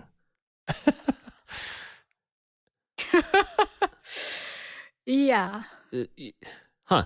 So you're saying that if you claim freedom, you negate it or something like it? Yeah, I think just freedom to me, it's just going back to the right and the left or up and down. That's freedom, like kind of, boy, like. Yeah. And then like if you just, left, or I'm not talking about political view or anything, but Right. it's just like, you want to just go back and you just keep want to move. That's the kind of freedom. So I just didn't want to say I'm free. If I say I'm free, it's kind of tacky to me. Ah. Yeah. That's cool. Right on. Well, yeah, it worked very well. Sense of balance. I like just that song is really mysterious to me. It's like very sparse and like the chorus has like the chord changes in the chorus are really they like keep you on the edge, Is that with the descending Yes. finger picking? Yeah, that's I really like that part too. The chords there, and that also kind of brings me back to almost like a 60s kind of thing. Really nice lush chords with that finger picking stuff. It reminds me of like some like Arthur Versailles. Those color of the sounds. Like I think John picked a lot of times the instrumentation, and he picked the guitar, like cool. So yeah, nice, interesting. And he was laughing at like whoa whoa whoa whoa whoa whoa like, and then he laughed it, and like yes, this is what I want though, like, and he just whatever. That's awesome. Yeah, thank you. Yeah, it's like you're falling or something. Like whoa whoa whoa. Whoa, whoa, whoa. Yeah. I never thought that. Yeah, but yeah. No, I had a similar thought, and it's like, again, this was like the second instance where I was wondering if you were using kind of text painting. Is that word painting, text painting? It's kind of the same thing, right? I thought Sprechstimme was like the sing scream type thing. Or it's emo.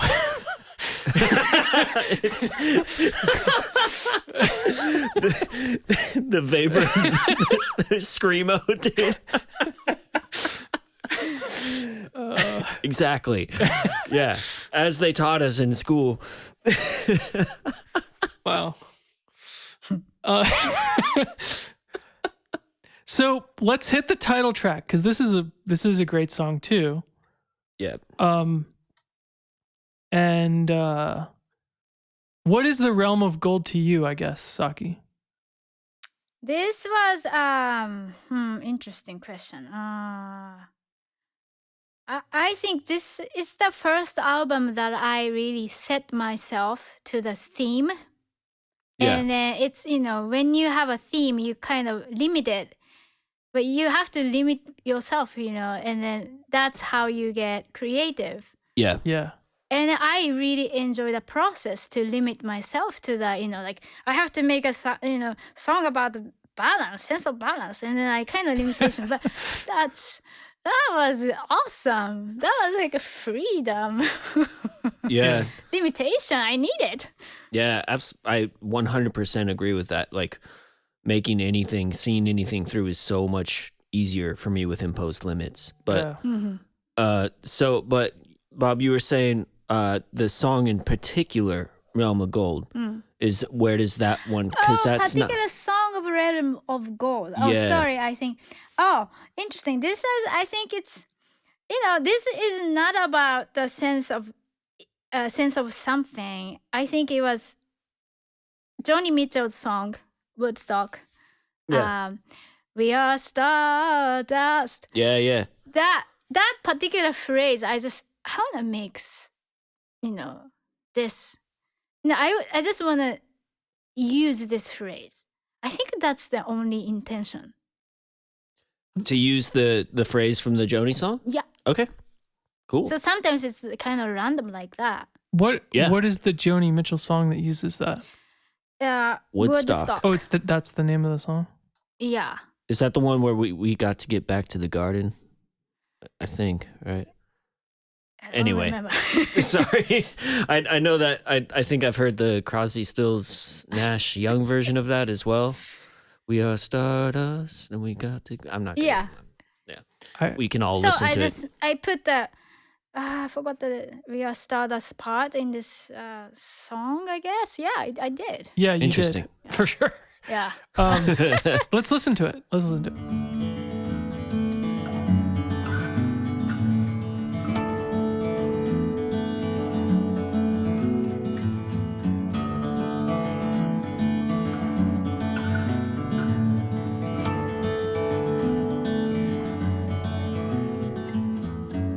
I traveled in the realm of gold,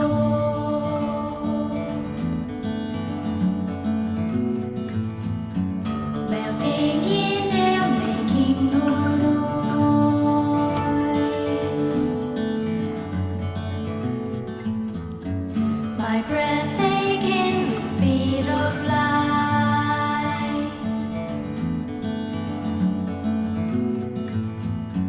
Wish for something that I could say.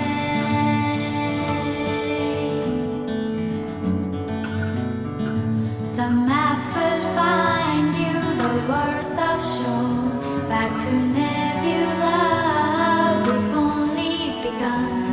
The stars unfolding in front of us. We're interstellar, we are stardust, we are pure. We're interstellar, we are stardust, we are pure.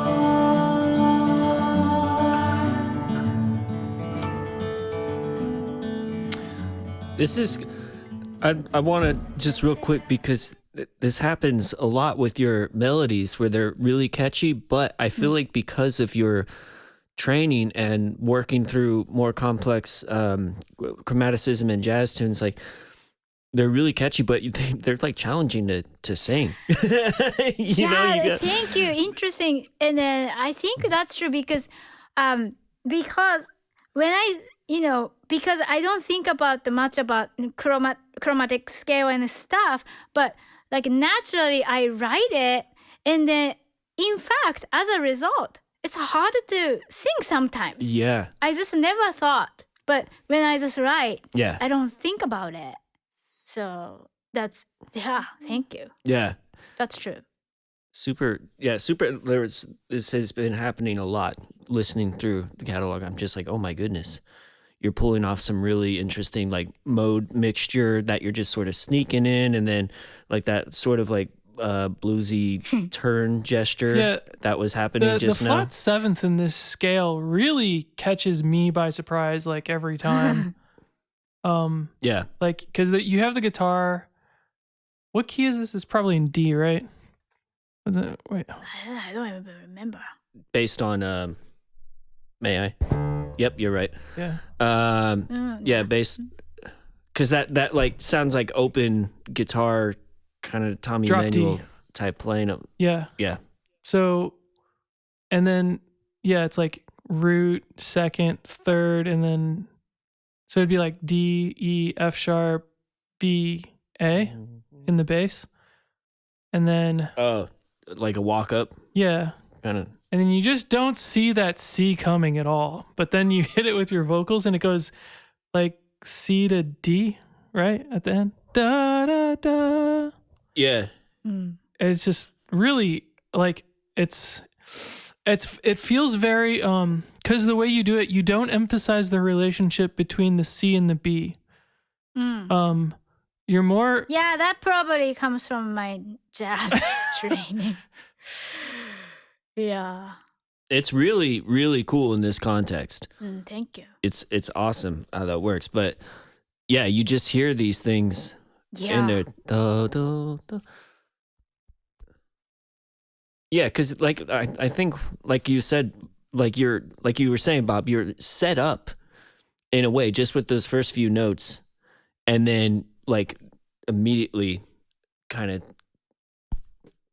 hit to the side with these things that are not intuitive or not expected, you know. And then in the pre-chorus part, you really have like this really bluesy turn. Yeah. Yeah, that's probably Johnny Mitchell. Yeah. Joni Mitchell peeking through. Something. Johnny Mitchell's spirit or something. I don't know. Yeah. Yeah. Great stuff. That's cool. Yeah, fantastic. Thank you. When you're working on this stuff, do you imagine how the percussion will go at all? No. Oh, percussion. This stuff John did.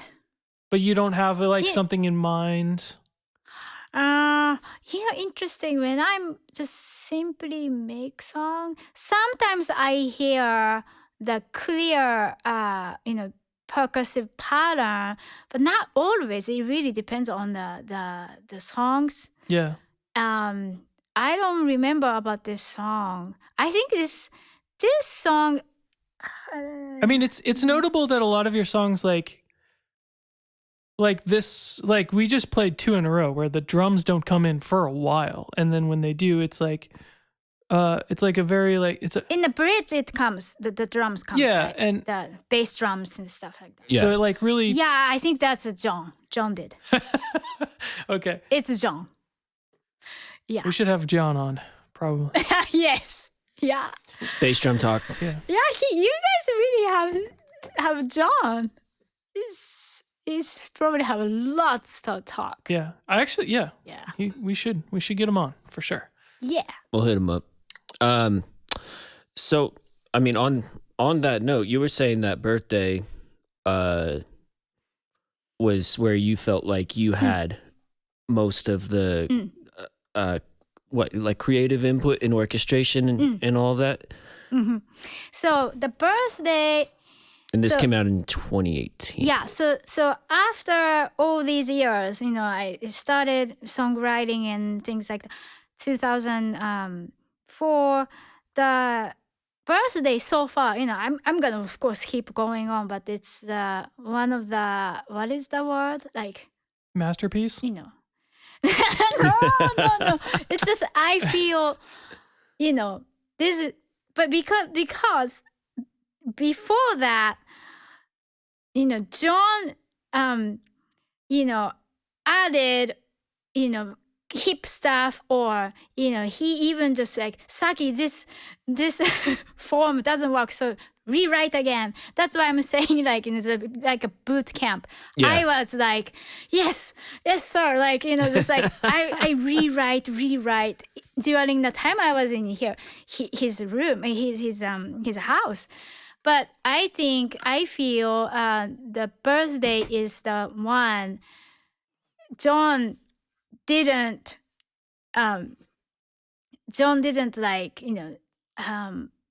do much. It's just simply, this is the image of this album is, was in my head before I make. But before that, it changes a lot. Yeah. So that's really cool, and that must be exciting too, to to see yourself progressing as a musical creator and thinker. Yeah. And then also to revisit the same collaboration and have all of this additional ideas behind what you're gonna hear and make. So Yeah, so I feel like this is what I made it like, I want it to sound like this. Yeah. Even like reverb level, like I just I want it to this. yeah. Some before like too much reverb and others, I didn't like it, things like that. Yeah. But I like this album a lot So Yeah. to myself. I cannot listen to this album without like knowing that you're a new parent. Mhm. Did you like the song One Thing, for example? Like I am also a new parent now, obviously. It just Oh yeah, that's I regret this song because I think this was too direct, and then sometimes like rebellious of my my part of me is I say, okay, let's go. But after I made the song, like probably Saki, there was another way. Even though you want to talk about this, Yeah. so it was too direct. But it just made, so I just can't change. but yeah. so correct me if I'm wrong. You did write this at least sorry, forgive me, I forget your child's name. Yeah, Noah. Noah. Was Yeah. it before or after Noah was born? I think it's before. Were you thinking Before. about parenthood? No. Like whole reason why. So this is a album. It's called Birthday. Is of course I don't want to talk about only birthday, and always I have a questioning in mind. Why people just want to like celebrate birthday, and like, of course you don't want to talk about the funeral much. Probably it's the changing. The new, now it's 2021. It's probably changing a little bit, but Yeah. it's more like rebellious of me. I want to talk about this. Yeah. It's Was it about that? basically. Was it because of that really, really long email about death metal that I sent you that one time? No. That was fascinating because the death metal before your email, the image of death metal before your email was pretty bad. But after your email, like, holy moly, this is great. Yeah. You changed my death metal life. Seriously. Wow. That I was didn't know awesome. that. No, I did probably. I'm sorry I didn't say that, but it just changed me a lot. Well, You changed my death metal life. happy to spread the Yeah. the death love, I guess. Whatever. Yeah, fascinating. Man. Yeah, I've had metal love. very similar experiences with Bob, for sure. Yeah. So just to clarify, maybe I'm misinterpreting your lyrics here, but do none of these lyrics stem from like a new parent's perspective? Zero. Wow. Yeah. Wrong on I that mean, one, Bob. Well, you definitely have a very strong filter on right now, Well, yeah. I mean, it does hit different when you're a new parent for sure. Yeah. And I know for me, I like a lot of like the song One Thing in particular. It's like something that I think about. you Yeah. know? I don't want to perform this song. I performed with you and then like, man, this is like so heavy, man. Yeah, we performed it So, like yeah, one time in it's- the little coffee shop, right? Right? Yeah. No, it was in the makeout room. Oh, it was I in the think. makeout room. Yeah. Gotcha. Yeah. But yeah, this is a very honest what is it? I wanted to talk about honest perspective as a human. So we cannot, omit dying part. Yeah. So I really was sincere about this project because I cannot tell a lie, when it comes to writing songs. It just gotta be honest. So I just really wanted to have a real experience, and then I volunteered at the Zen hospice for 6 months Oh, wow. because a lot of people, I mean, if you are not like working as a nurse or like you don't encounter a lot, and then Right. a lot of dying part of life. So I just wanted to research and make it like my personal experience. So I walked there, and then I saw beautiful thing. And then what I really discovered is I was making food. I was making breakfast for the hospice residency resident, and then many times people pass away, but life just still going on. I was making food, and then somebody passed away, and they have a ceremony, but I have to go back to the kitchen and I have to cook for another people.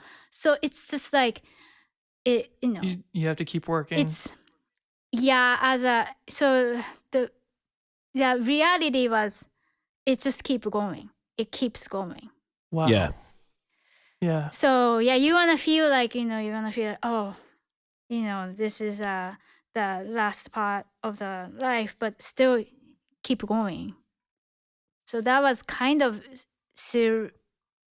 surrealistic in a way. Yeah. You wanna feel it, but reality is just keeps going. Yeah. Wow. So you intentionally sought out this volunteer. So you were living at this Zen hospice. Where? No. Where? I didn't live. I just walked Oh, okay. every Saturday morning Oh, Yeah. was this in town? in San Francisco. Okay, Yeah. right on. I imagined you almost like in a monk type position or no, something no, where no. you just lived there. No. Okay. Okay, Wow. cool. Hmm. So and also, have you ever watched the movie? It's called The Dream. It's a Akira Kurosawa movie. I've seen Akira Kurosawa's Dreams. Yeah. So Yeah. do you remember the last episode? Somebody died, and then people just marching beautifully. Yes. Yeah, That's so- like one of the most. Yeah. That movie is one of the most beautiful. Yes. But that particular Mm-hmm. scene is incredible. Yeah. So I think I'm influenced by that movie particularly. Yeah. And just it's not celebration, definitely not, Sorry. but it's we don't want to avoid those because it's a part of beautiful human life. Yeah. It's a kind of homage. Yeah. Yeah. Interesting. Well, I think that all ties into just Zen thought in general really well too, and it's like definitely not like you were saying. I don't think it's taken on that well in Western culture, especially these days. I think back in the day, people were surrounded by death much more. Like it'd just be part of their daily lives. By back in the day, I mean like 200 years ago. Something like that, even 150 years ago.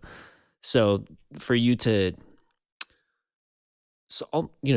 take this on to volunteer at a hospice, It's tremendously generous of you, first of all. yeah, it's amazing. And I mean, one thing that hasn't really come out in this interview is your tremendously generous character, Saki, which is like it doesn't even make me blink that you volunteered at to do hospice. Like that's like something that totally is in line with your being and like the way that you live your life, which is pretty admirable if you ask me. So Thank you. yeah. Well, let's listen to a couple spots from Birthday. Spots. Here's my new spot is online. You should listen to it. Anyway. Should we listen to the track Birthday? Yeah. Yeah. All right.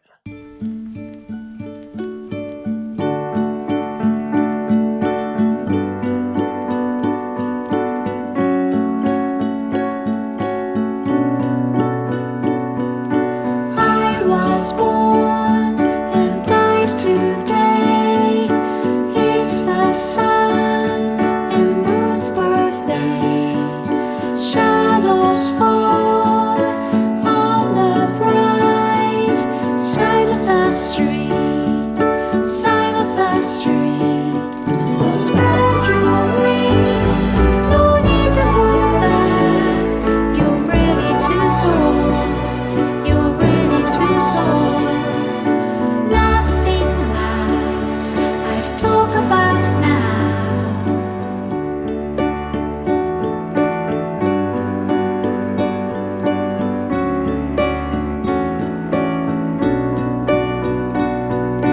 I have nothing as I promised. I live whole and I'm worn out. The world is more as velvet drapes. No certainty, no certainty. Spread your wings, no need to hold back. You're ready to soar. You're ready to soar. Nothing lasts. I'll talk about now.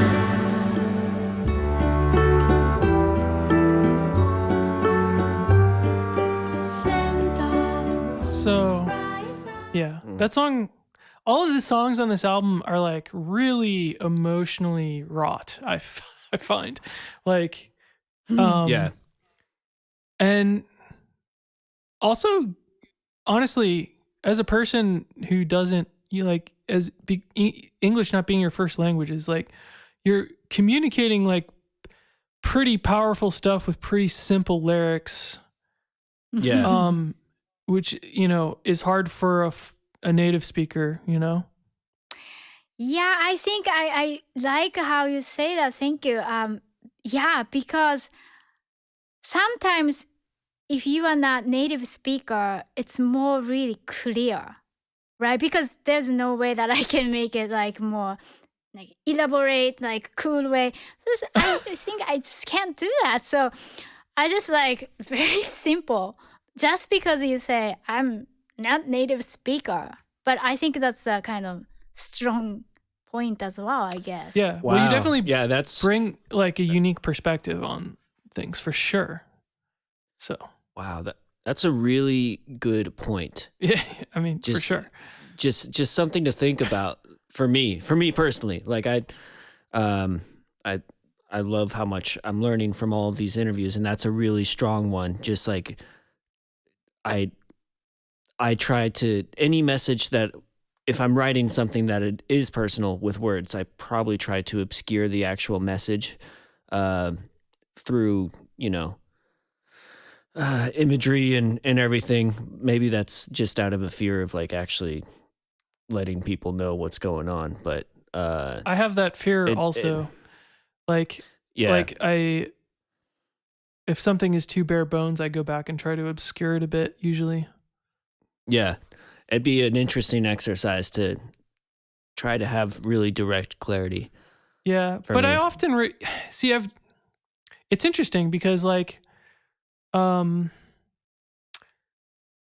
know, even sometimes when I force myself to do that, I still regret it like years later.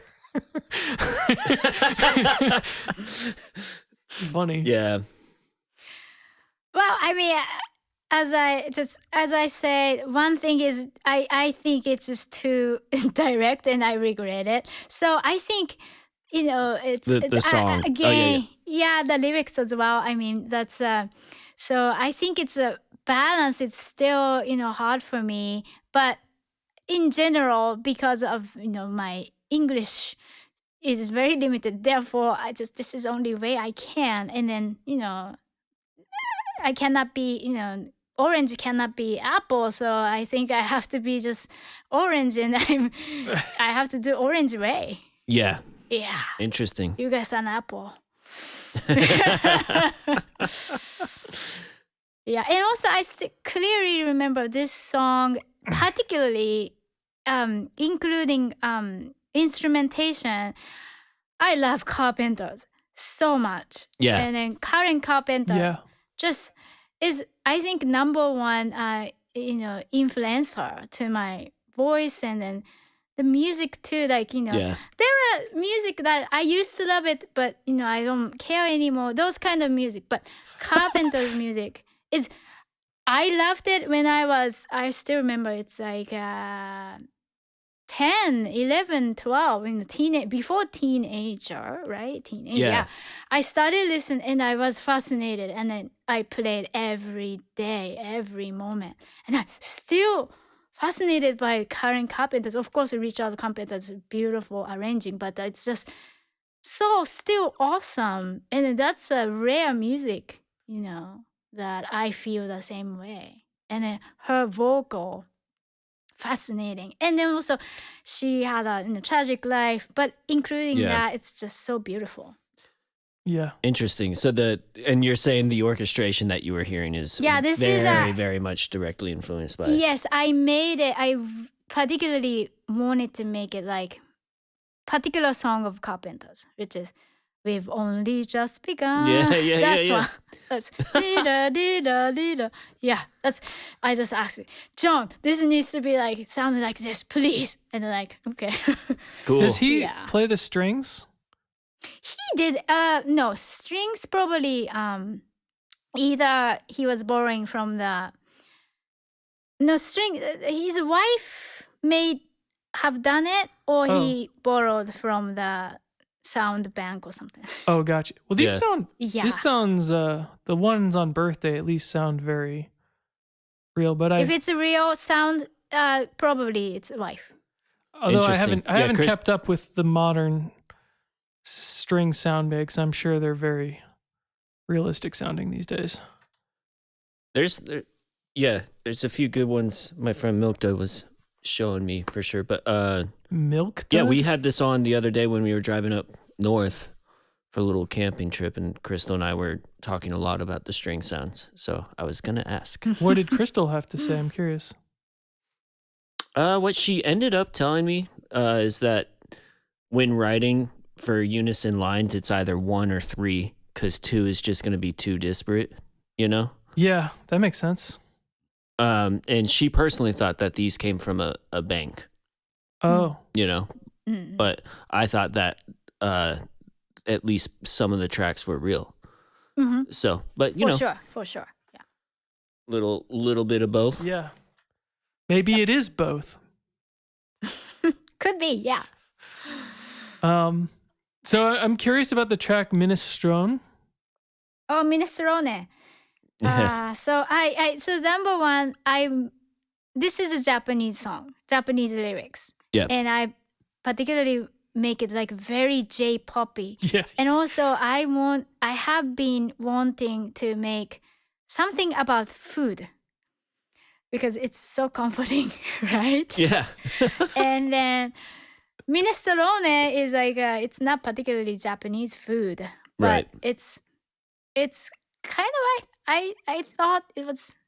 I don't particularly love minestrone soup, but it's kind of like a more comforting feeling for many of us might have, for the minestrone soup. Like, interesting.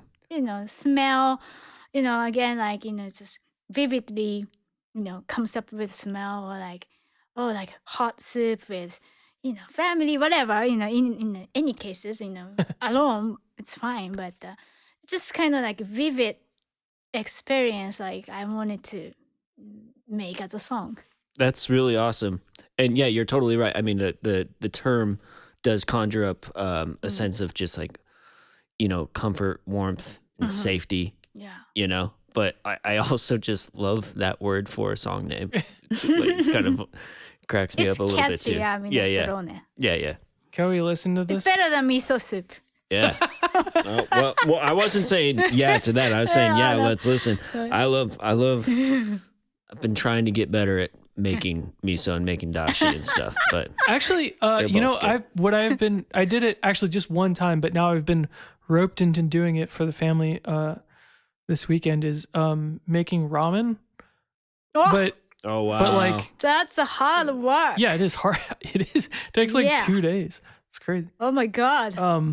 Did you do that? I did it all in one day, which was a mistake. And yeah, but I'm gonna do it in 2 days this weekend. Wow. But yeah, it is very much. It's totally worth it. Like Oh, yeah. wow. We've made ramen once, and like the kitchen was crazy after that. It was like a disaster. You know what I mean? Like Yeah. it was.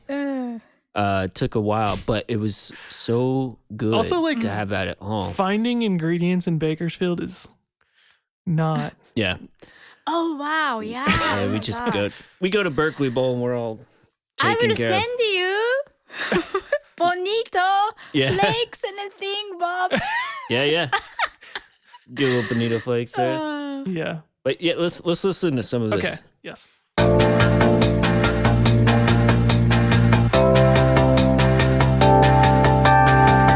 何が大切で何が大切じゃないかわからない時は失われた時を刻むように玉ねぎとトマトを刻む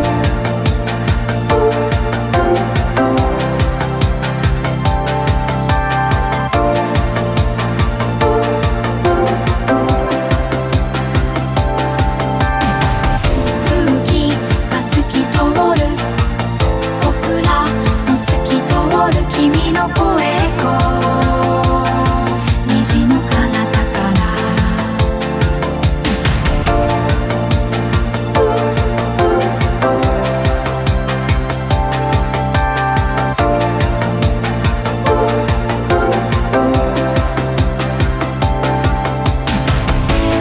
僕らの傷に秘密はない何気ない時流れてゆ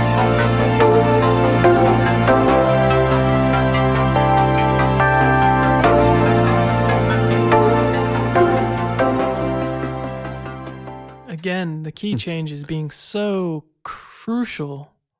Yeah. I think I did that. Yeah. I Yeah, remember. I love did that. It makes me And the halftime drums, the similarity between the way that this key change functions in this song and the way that the key change functions in Overview makes me believe that you wrote the key change in Overview. do you know either of you what it is exactly? Is it like chromatic median type hang or I mean, could figure it out right now. okay. 何気ない時 So it's that the Um, is in C sharp minor, okay. and then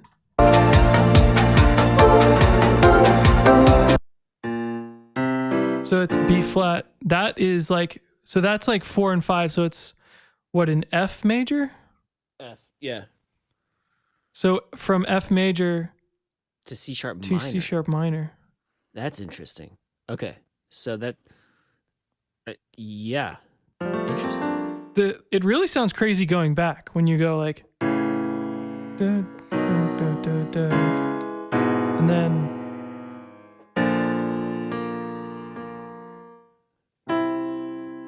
That's cool. yeah. That's cool. Usually for me, a modulation, I would keep I tend to keep the tonality the same. That's cool to go from a It's major into a minor like that, you know? well, I mean, it really from chord to chord it's going, but it's still like it's still a huge jump any way you look at it. Yeah. Very interesting. How did So you that's, come up with this, Saki? Yeah, how did you do that? I think, I remember, I think overview, I think the key changes Jon did, and I might have learned from there. I don't know how Oh. Yeah, I think overview, I didn't do that cool stuff. Yeah.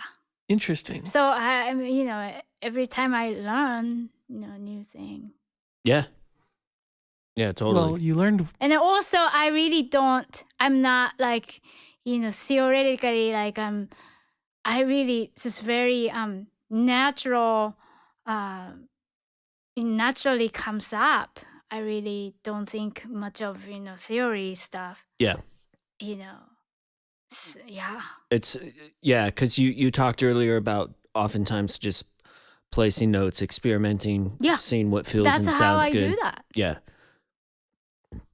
It's great. Yeah, I really like it. And that song's so awesome. Like, again, the halftime drums and the chorus coming in like that. Yeah. And then whatever the doom, doom, doom, doom, like the kind of like synth drums with the big Yeah, reverb. those things, I asked Jon to just, I think I only requested him just make it like J-pop. Yeah. And then I probably, showed him a bunch of YouTube video, like I want to just make it like this. Yeah. It's and things like that. It's pretty noticeable. And yeah. Sorry, it's pretty noticeable how different, like your vocal delivery is so, like you're more, not aggressive isn't the right word, but you're more like forceful. That's also not the right word. Yeah. It's the character of your voice is a little bit different on Minestrone than the other song. Oh, interesting. I find. Oh, interesting. Yeah. Wow, my voice is very kind of, I would say, weak. In the performance as well. I mean, I don't have a very strong voice, so everything is double.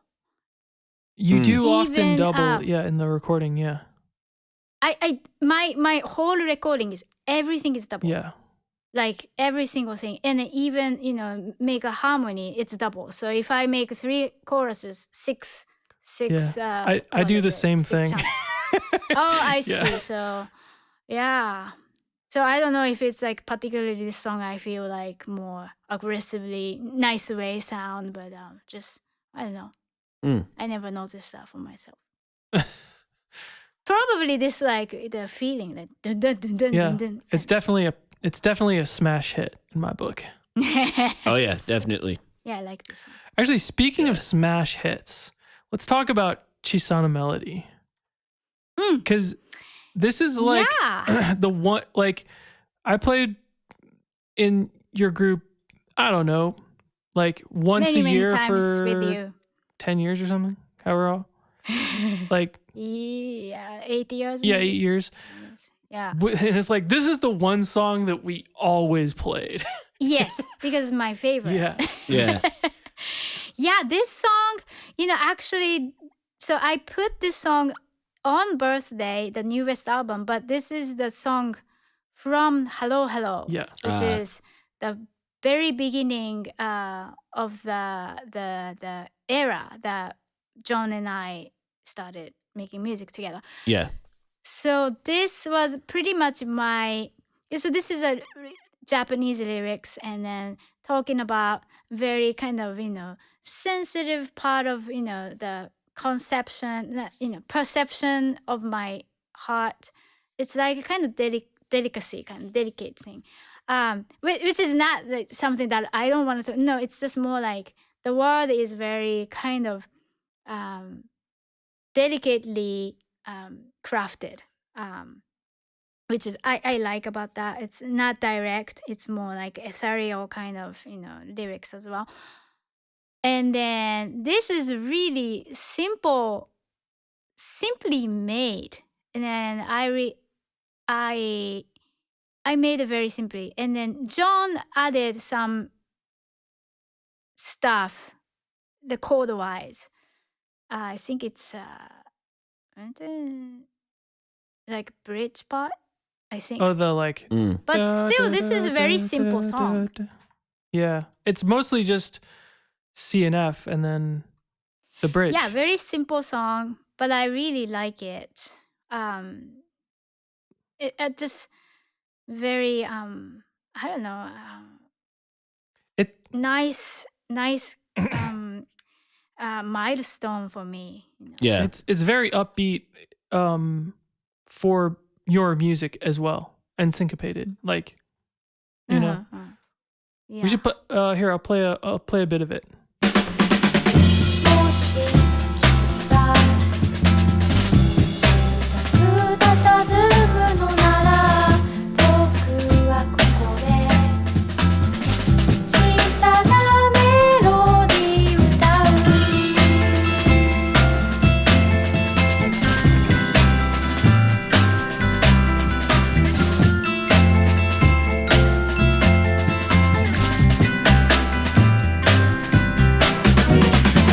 パーティーは終わりお腹も空かないから僕ら二人ガラス瓶に乗って漂う時間の波に乗る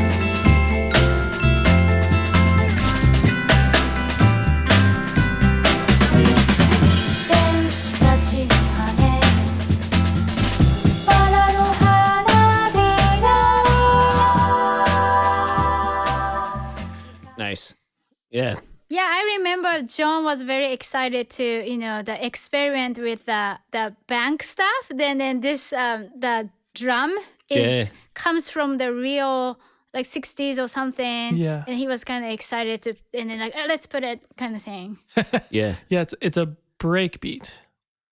It's what they call it. Oh, Yeah, definitely. I mean, that's a smash jammer. I love that one.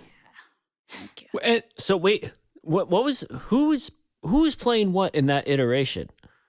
Like you were on bass, Bob? yeah, I was playing bass. Huh. Yeah.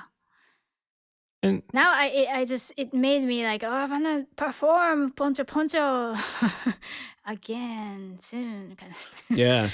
Well, what's on that note, what's in the future? Is there another Camp Poncho Poncho planned? Or So yeah, I feel like I need to make my composition soon because this is a really good time for me to do that. yeah. Because I have a little more time, more than usual, and then my creativity is, like kind of like bubbling. Yeah. I always wait until it comes naturally, but at the same time, it's not like, oh, some music is coming to my head when I'm sleeping. I'm not that kind of person, so I really have to like discipline. Like I made myself like, okay, I have to sit, no matter what, and just do it. Yeah. That's what I don't know how other people, but I have to sit. Well, yeah, you have to bring yourself to the place where you can do the work, and it needs to be a regular practice. Yes. For me, unfortunately, I mean, there's I think for the most part, most people, it takes work and practice and discipline. And I usually work with deadlines the best, so that's a little bit unfortunate. But yeah, I think that's a very Yeah. common experience. Yeah. So yeah, I feel like I'm ready to make myself like discipline and then sit in front of piano and then paper and then things like that. Yeah. I think I'm ready. Nice. But It's exciting. yeah. Have you talked to John about that? No, not yet, because I don't talk to John until I make everything and then like, let's do this. Nice. Yeah, because there's no interaction, during the song making thing. Right. Literally song making process. Yeah. Wow.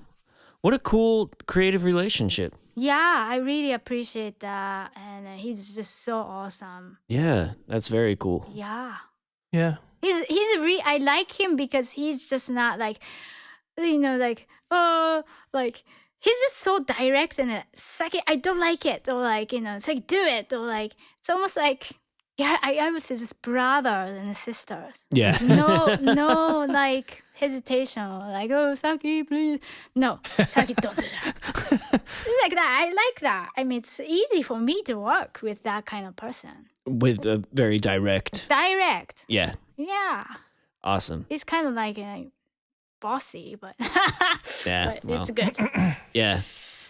Well, that's great. I like it. Yeah. Makes me want to go to Camp Poncho Poncho. I know, right? Yeah. Who knows? Like in this next time, I wanna just do all like the Bay Area musician. Who knows? Yeah. Yeah. But I have to make songs. Yep. Cool. Me well, too. looking forward to yeah, that, Saki, whenever it happens. Yeah. Yeah. Thank you. It's time to get to work. Yeah. Yeah, I think that's it. that feels good. And thank you so much for being so generous with your time and talking with us. I mean, this is so wonderful, and then just the simply to be heard by other people. Just I don't know how to put my words, but so much appreciation for you guys are doing. That's generous. The peak of the generosity. Oh well. It's because I just quickly want to ask about what made you do this. Like why? Bob hit me up. I think he's been thinking about. Well, let me speak for him. No. Bob asked me to do it. It was his idea. So, Bob, why? Well, I mean, I've been thinking about this for a long time, and I've been thinking about a couple of different ways of doing it, but basically, the impetus is that I wanted to have a place to kind of like get into some music and like really like talk about it for a while. I was going to do it by myself and just do like pick a song or whatever and just like not even interviews, and just kind of go through it. But then I tried that and I didn't like it. and so I found, me and Mark have a lot of common interests. So I felt that he would be a good partner on this venture. And we just kind of started doing interviews. I like, we didn't really have a specific goal of it being like an interview show, I guess. But like that, they really like this is, I feel like as we've done this, we kind of figure out how it's working for us, I guess. Yeah. Yeah, oh my gosh, this is so amazing because I think it's just ultimately it's not about you and it's just about like people and the musicians, and I think it's just immediately I felt about like Maslow's pyramid, Yeah. You guys are doing the top thing. It's just not about you. The bottom part is just like your desire to eat, and it's very like top part of the human can do to other human. Well, that's extremely sweet. Yeah. Thank you. I was thinking about that. I feel like That's awesome. there are these moments that we get to in these podcasts where there'll just be like a nugget of like, it could be just one sentence that you say that just like illuminates your process or like how you're thinking about music, and it like could really open, it really opens your music up to be listened to, I think, in a new way. And that's what I want, and that's I think what I want. How beautiful you guys are. Well, and on like a selfish note, like I do feel like I'm learning so much from all these, and I'm coming a like better musician and better person. You know what I mean? Just like with each interview, I'm just like, it's very therapeutic, and and it's like it's that's mutual. I bet 1,000% it's mutually like therapeutic. Oh. Yeah, thank you so much, guys. Well, thank you. Yeah. Thank you you. so much. And this was an awesome conversation. And I had multiple moments that Bob was talking about just now where I was just like, oh, wow, that's amazing. I'm gonna try that. So I Yeah. it was wonderful talking to you. Thank you so much, guys. Yeah. Right on. All right. Cool. Well, please hit us up. Fantastic Tones for Human Bones at tones_4 on Twitter. Yes. I forget. And FT4HB inside of Instagram. And Yes. And if you have not already pushed that subscribe button, please do. It's extremely helpful. And if you feel like rating and reviewing, that would also be super hip. I will do that. And and please visit our Patreon page. That's what is it? Patreon/Fantastic Tones for Human Bones. Is that I correct? believe so. Yeah, I need to get a big old poster with all that. But anyway, thank you all for listening. And thanks again, Saki. You've been an amazing guest. Fantastic. Thank you. We normally end with a song. What song is your favorite from the latest album that we haven't played? That one. What is it? First one. My Heart Speaks? My Heart Speaks. All yeah. right. All right, let's go out on that. All right.